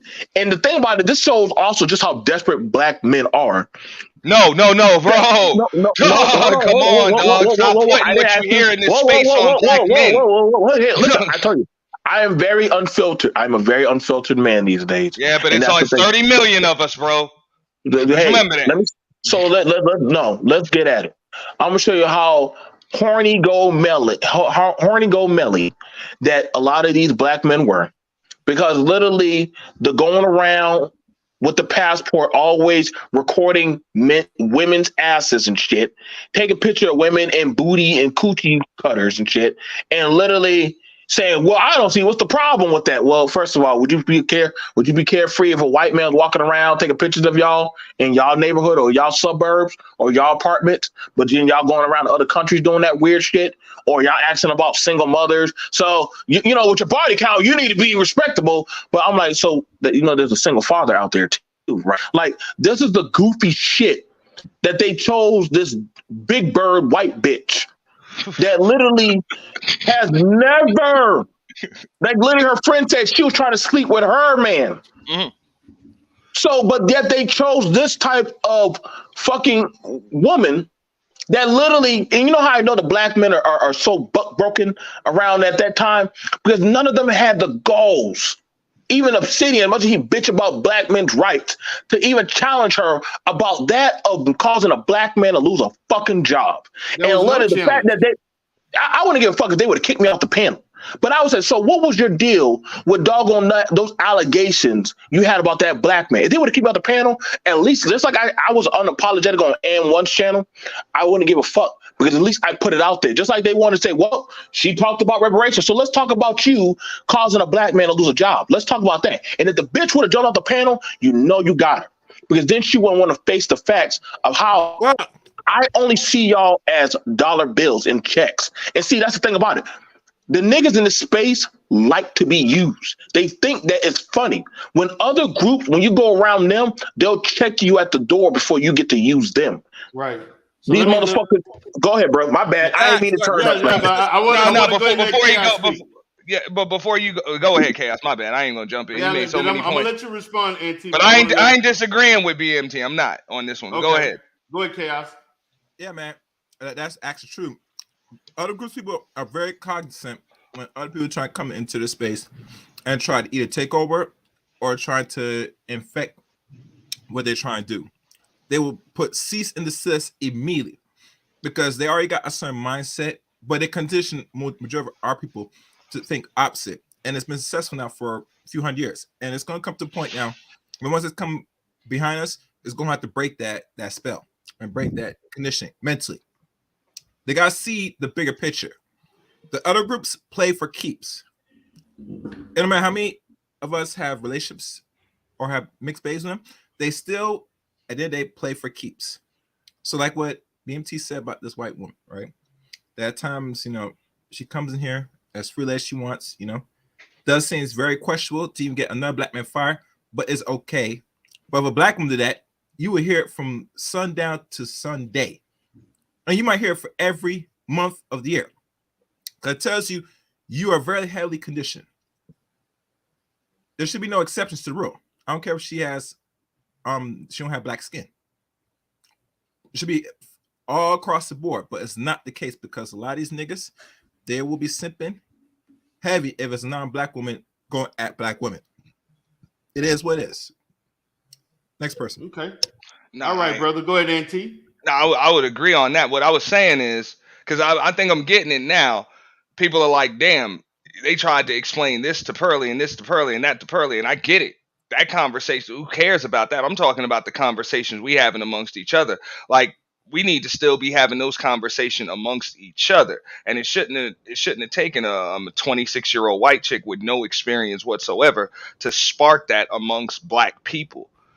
Black men, black women, all of that. And then when they just tried to kind of just revert and put it back on black women, I'm like, this chick's content has nothing to do with just black women or anything. So why would you still use her as a weapon against black women? It pretty much just proves what your target is. Pretty much, it's just they looking at charts and graphs, and it's like, look, this is what sells.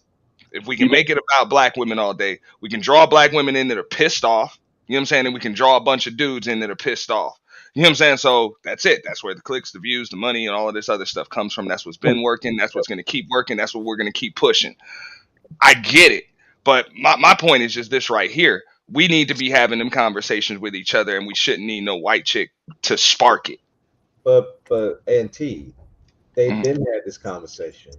Well, we need to have it some more. I understand. And you know what they said? We don't need reparations.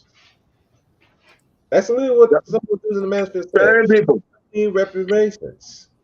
All Pearl's detractors, brother, speak. What did they all say? We don't need reparations. All her detractors.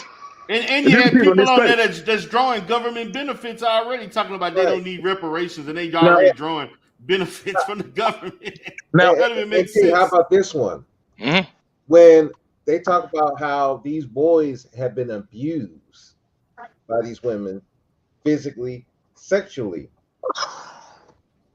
The only time they bring that up is when the women talk about their stuff. Mm-hmm. They don't talk about this stuff on their own. Matter of fact, when Steve the Dean, well, besides you being Dean, when Steve the Dean literally said at 8 years old, I was having sex with a grown ass woman. You said 8 years old? Yes. He said that. I remember that live stream. I was like, what the hell is this? Yeah, that's not cool. No, there was no pushback. Even of course it wouldn't. These men saw it as a win. They saw it as a win. Right. Saw it as a win. Yeah. But when they do talk about it, when the women start talking about how they've been approached by older men messing with them, hitting on them and stuff. That's when they talk about that stuff. So you're right, Auntie. They should have these conversations, but they should have these conversations without worrying about what the women are doing. Yeah, I agree. That's what I've been on, and I've been getting it for the last. I've been getting it since I came into space. I've been damn sure getting it in the last few weeks. Oh, you don't want to hold these women accountable? I'm like, I could personally care less.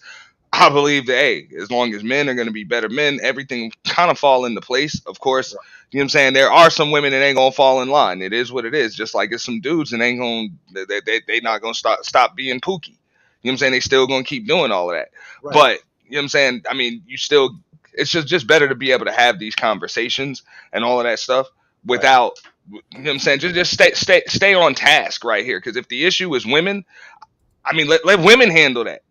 And that's why I had an issue, because this is D Durrell's talking about Six and Danica.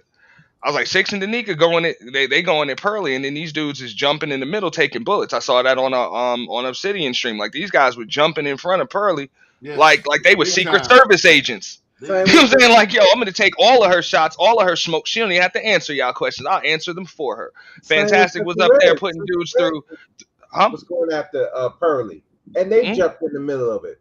Every live stream she has done or Pastor's done about just Pearly, you got about 2-3 dudes will be in there. Why y'all talking about Pearly? Y'all must be hating on Pearly. And I'm like, what does it matter to you if we're criticizing this chick? But that's what they she do. Ain't taking no bullets for nobody else. That's what I said. I was like, man, just let that chick get dragged. You know what I'm saying? These chicks got smoked. I mean, she said it straight up. That's how she lets her people recruit people. Anybody that disagrees with her, that's who she brings up. So she's built a platform with 1 million subs because she's supposed to be able to debate. So why you rescuing her from that smoke? I don't get it. Let her be able. She should be able to defend her own talking points, and she should definitely be able to defend herself after she put her foot in her mouth. The issue that people are having with Pearly in the space now ain't even her content and her rhetoric. It was pretty much what she said on that interview with Nick Fuentes. You know, that's it. So if she can't stand on what she said, then I don't see what the purpose is in still endorsing her. That's why we calling them dudes coons. It's not because they're rocking with Pearly or any of that, because we wasn't calling them that 5 months ago. Obsidian had her on the show 5 months ago. Well, nobody calling Obsidian a coon for that. Nope. You know, you were just networking. But now after she make those comments, I'm like, shouldn't be no interview, shouldn't be nothing but debates. That's it. That's the only way I want to be on the same panel with her or in the same studio with her, is to debate. And the only time she comes over to Obsidian is when she mess up with black men. That's the only time she ever comes. Say again? When she mess up with black men. When she mess up with black folks, that's when she come over to Obsidian. Okay. No other time has she ever came over to Obsidian. Yeah, he's right. Remember, as a business arrangement, he hopes that by networking her, it's going to gain him more attention, more subs, put him more even further in the algorithm. And she's going to protect her. I mean, he's going to protect her. Because remember, even with that last one, you couldn't ask about the Me Too stuff, or they were going to kick you out. That it had to be about what she did with Nick Fuentes. That's the only thing you could talk about during that whole thing.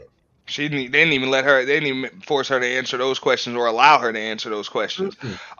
Somebody jumped in and started interrogating whoever was asking her questions. Like, what do you think about this? What do you think about this? What did you do for this? What did you do for that? And then, okay, well, we got her employees here. How much money have you made? You made this. Is this more money than you've ever made in your life? Okay, that proves that she's not a plantation owner. That's it. She's not racist. I'm like, come on. I personally could care less if the woman's a racist or not. And I don't care if she apologized or not. I don't care what she said, you know what I'm saying, what she was saying before she said that stuff.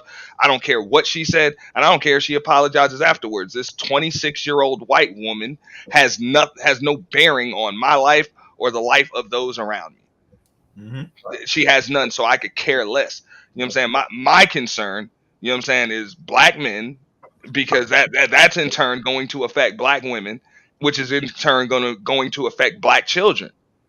You know what I'm saying? That's going to affect us all the, you know what I'm saying, all the way down from generation to generation. And this white woman is not going to be able to fix anything. Like nothing. She's not going to be able to help you fix anything. She's not gonna try either. Yeah. And- Why would she? I mean, how many times would they have to see her bumbling and stumbling when she go into people who are in a political realm? Nick Fuentes, Jesse Lee Peterson, and she's made the same mistakes, but they still think that she's going to be able to talk to congressmen. She's going to talk to senators. In what world?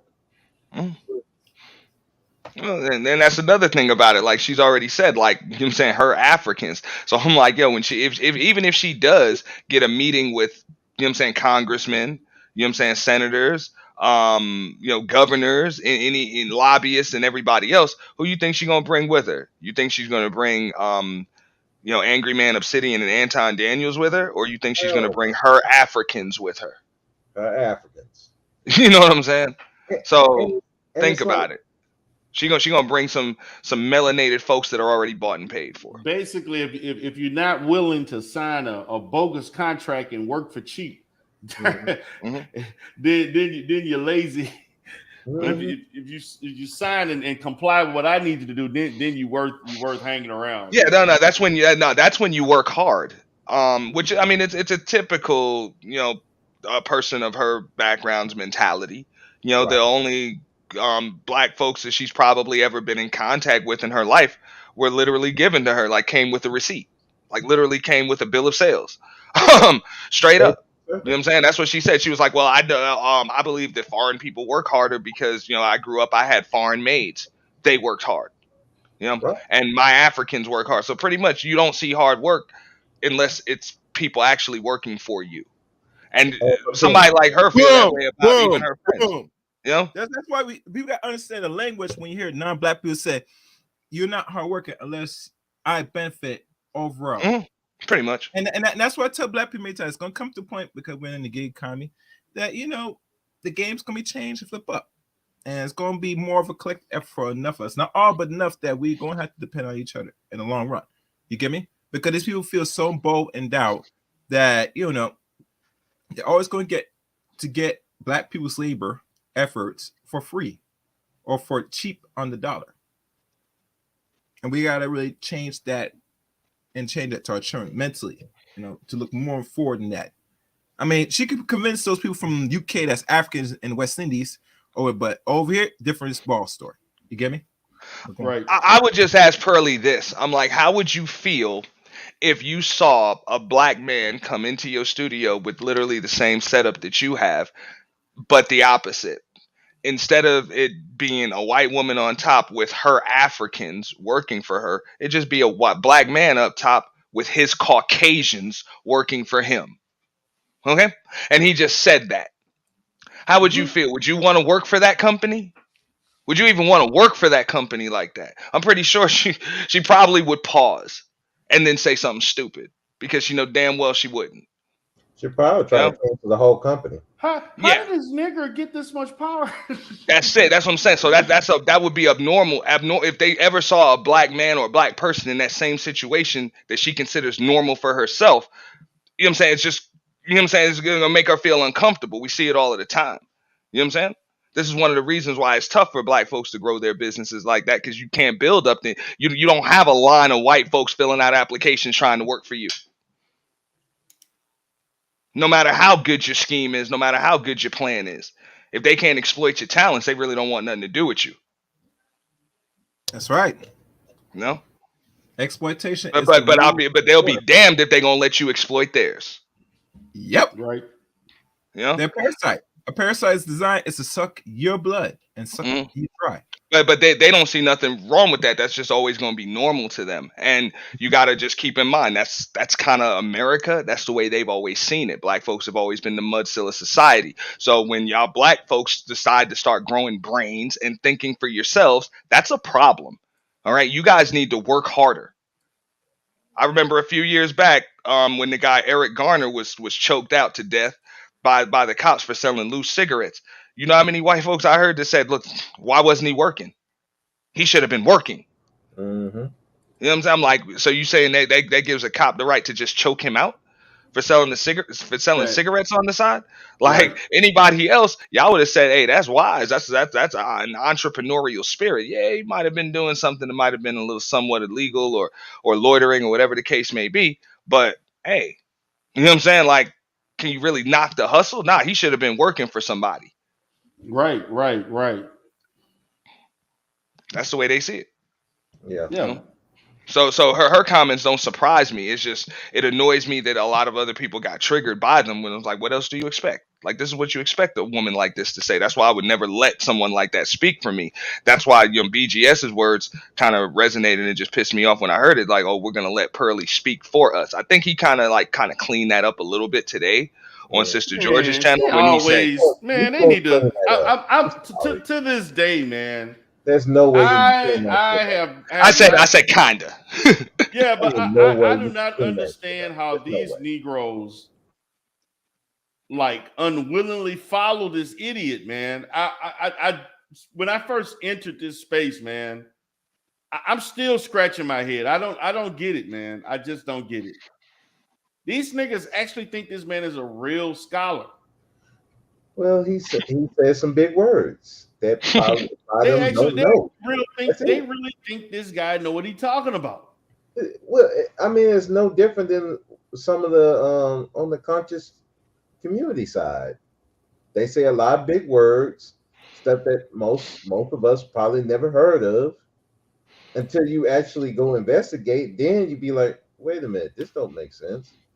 No, this what you saying don't make sense.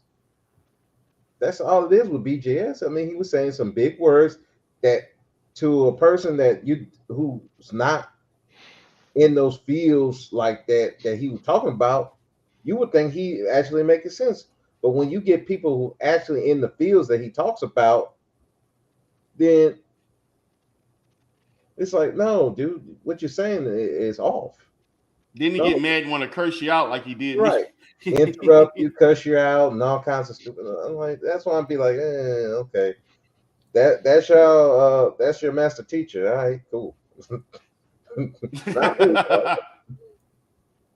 All right, man. So we're gonna go ahead and wrap this baby up, man. We're at the 2-hour mark. It's been a great conversation, and I do agree with from perspective of Auntie's talking about as it relates to it from a long-term marketing perspective, as what's good for the space and what's not. And I think there needs to be a weekly or whatever content created. There needs to be a focus of what's really good for this space that everybody can eat. Mm-hmm. Whether you are opposed or against, I mean, you're opposed or for, why can't we have a system where everybody eats? Mm-hmm. I think that is reasonable. And the thing about it, we just can't allow people who haven't put their time in a space to benefit from it more than you. You know what I'm saying? Like if we're going to endorse you, let's just say she coming to the space. We know she bringing all of this, but we need a piece of that. We need hey, this is business. I'm with you. I need 25. I need 25% for the first 2 years. Hit her like they trying to hit Six and Danica right now. Right. Because that's what that's about. I ain't no fool. I see it. If you want, because let's look at it. If you want us to put your name in the titles, influence the algorithm, talk and support you, and we need 25%. That means, whatever that produces, you need to, hit us up on the Cash App, hit us up on the Super Chat. Let us know that you appreciate what that done, what our work done for you. That's what needs to be done. If you getting all these subscribers and she making anywhere between 50 to 100,000 plus a month, and y'all ain't seeing none of that. Not a penny. And so if it don't make dollars, let's let me know these Negroes don't know business. Because if they knew business, they would operate from a business standpoint. This is not who like who, and I don't give a damn what rhetoric you talk about. But our support triggers a certain amount of economics for you. We need something in the back end. If you don't want to comply, well, we won't speak of you. We won't talk positive of you, and I'm not asking nobody to subscribe. You're on your own. Do it the organic way, like everybody else. You market based on the topics. You go to panels with certain people you're trying to network with and develop friendships with and all this other stuff. And you all collab and you do it the hard way then. She just came in and talked to one person and ended up getting a whole bunch of notoriety. That's it. That's just it. I would agree, D-Durrell, and I've said that. I'm like, yo, like you could have worked with this chick without endorsing any of her talking points or agreeing with her whatsoever. You could have worked with her just for the sake of debating. That's it. Because when somebody sticks their foot in their mouth like that and says she doesn't think that reparations are necessary, when you're talking about so many other groups in the world that have gotten reparations, and it's like unanimous across the board that American slave, that those affected by slavery in America, like it was the greatest atrocity ever committed in over the course of documented history. Like that's the overall consensus, and reparations still haven't been paid out for that. Facts. So I mean, that's a debate that should, if anything, should damn a conversation with Pearlie or trying to educate her. Like, damn, that now it's time to debate. Now you're supposed to get that work, but to sit there and go along with it, like even a lot of people was like, well, she was right. The numbers were embellished. I'm like, if anything, the numbers are watered down and the depictions are watered down from a movie, if anything. Yeah, so she used a movie as a source, which I thought, well, that lets me know you. But D-Durrell, yeah, that's gonna be my final thought. But that's what I'm talking about. That's the way them people see us, and they assume that we that's stupid too. They saw our history over the course of what was Roots, a 5-hour movie or something like that. It was a week. Yeah, it was about 8 to 10 hours over. It was something. I remember. I had the box set. It was like 5 VHS tapes or something. And I remember that. But like, come on, we know better. That's like you trying to tell us the Woman King was real.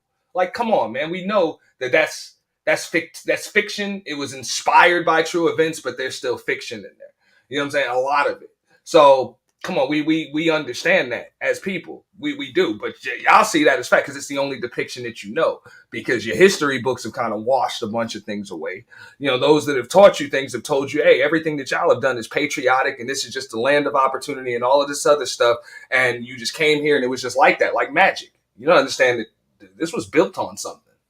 It was built on something. There's a reason why you're able to live off those benefits and everything else. That's why I don't think it's ironic that all of a sudden, the other night on AM1, Jessica X said, yo, take me off of the list. She was the only one that ran up on that panel to confront Pearlie about that. You know what I'm saying? It was like, yo, you still kind of, you reap the benefits from it.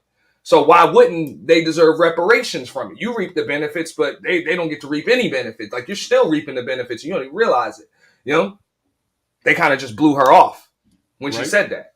So just keep in mind, like, I mean, there's got to be a reason why these people are pushing this narrative. But I want to thank you for having me up. Appreciate you coming in, man. You definitely made the show fire, man. Appreciate it. No, definitely. Shout out to BMT. That's the homie, Bro Speak, Chaos. You know what I'm saying? Everybody in the chat, man. Thanks for having me up, fam. All right, player. All right, Auntie. All right. Brother Speak. Yeah, I just say, yeah, a lot of the Manosphere is cap. I mean, that's just a fact. The fact that you can promote and celebrate Pearlie, but yet you have a problem with the Nika Marie and Six, not to mention Brittany Renner, even though Pearlie is in the same boat, except for Tamika, who's actually married. That should let you know it's all cap. On top of that, when it's talk about men issues, when we really need to talk about men issues, it has to involve the women. It cannot be just we focus on men stuff. It's always have to be these women this, these women that, showing that they can't live without these women. And when people who do criticize the space want to see the space get better, You want to come at them. Oh, you can't criticize the space. You can't say nothing about the space. Oh, you all you do is criticize the space. And then want to make up lies about the people who do criticize the space. Oh, they always been criticizing. When a lot of times, the only reason why they criticize is like, wait a second, you're not doing what you say you're supposed to be doing. You're supposed to be bettering black men. Where's the proof that you bettered black men? Do you see any betterment of black men because of the Black Manosphere? I don't see it. None. I have not seen it. But the way like Red Supreme was talking, oh, a lot of black men benefiting from the Black Manosphere. How? That's what I'm saying. How? Where? Shit, let me know. If the Black Manosphere was benefiting black men, why are guys saying I don't want to be part of that list? Why Jessica X had to run up there and say I don't want to be a part of this list? It would be, hey, everybody want to be. It'd be like the Billboard when artists be on the Billboard, everybody's cheering. But Black Manosphere lists come up. No, I don't want to be part of that. No, I don't want to be part of that. I don't want to be part. Wait a minute, why is this person? He don't even rep it. Man, they had the information man up in there, man. I was like, come on. And Sub-Zero, who don't rep the space. He sure don't. And you wanna put them on there and talk about, oh, we're just shouting them out. No, you're not shouting them out. You trying to link them to your group because you know that your group has a bunch of problems. You are looked at as a woman-hating group. That's what, and a hypocritical one at that, because you go against the very women, the very black women who have been big supporters of your group, and you want to turn on them for a ugly white chick. And you think people are supposed to just go along with that. You think, but even men in the space who love this space supposed to just sit back and say nothing. And be like, no, don't say nothing. Don't try. No, you're trying to destroy the space. No, we're trying to make the space better. What it originally was supposed to be, help black men get better. You're not, this space is not doing that. So yes, people are going to clown it. Yes, people are going to critique it. Yes, it needs a change. But if you're going to keep resisting it and clown the people who really are trying to tell you right, you're not going to change. Right. And it's not going to go anywhere. And what's going to end up happening, you're going to be labeled as a hate group. You're going to be labeled as the P word, these abusers, and just all around just terrible men. But they don't care about that, because the goal was never about bettering black men. The goal was get some money and diss these women. That's all the goal was. So, I mean, what do you want us to do?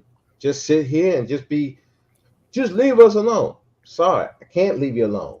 I can't leave you alone because it's so fucking sad and it's so embarrassing as for me as a black man to see this stuff. That yes, I'm going to speak up about it. Yes, I'm going to clown you. And yes, I'm going to say there's a better way to do this than what you're doing. You are coming from a position of weakness. You're coming from a position of failure. And you don't want to do the stuff that you need to do to come at it from a position of power. I don't care how you want to treat these women. But if you want to seem like powerful men, this ain't the way to do it. Right. Yeah. But anyway. Hey, man, appreciate your commentary, brother. No problem, D-Durrell. Thank you for having me up here. Hey. All right, man. You have a good day. Chaos. All right, Chaos. Any last words, brother? Damn. No, not really. I mean, any more this week, D-Durrell, or that's it for the week, man? Because this is it. I'm probably gonna go live on Tuesday, Thursday, and then the weekend. That's kind of the days that I look at. So I got some interviews that I got to do. I got a lot of interviews for the Dating Coach channel. Okay. I actually did one today, and I got like 2 tomorrow. I got like 2 on Tuesday. I may slip a live stream, probably maybe an hour and a half, and then I got a live stream on Thursday. So I'm gonna be coming up with topics between on Monday for the week and see what else is going on. So, but I'm trying to get these interviews out the way so I can start posting more content on the Dating Coach channel.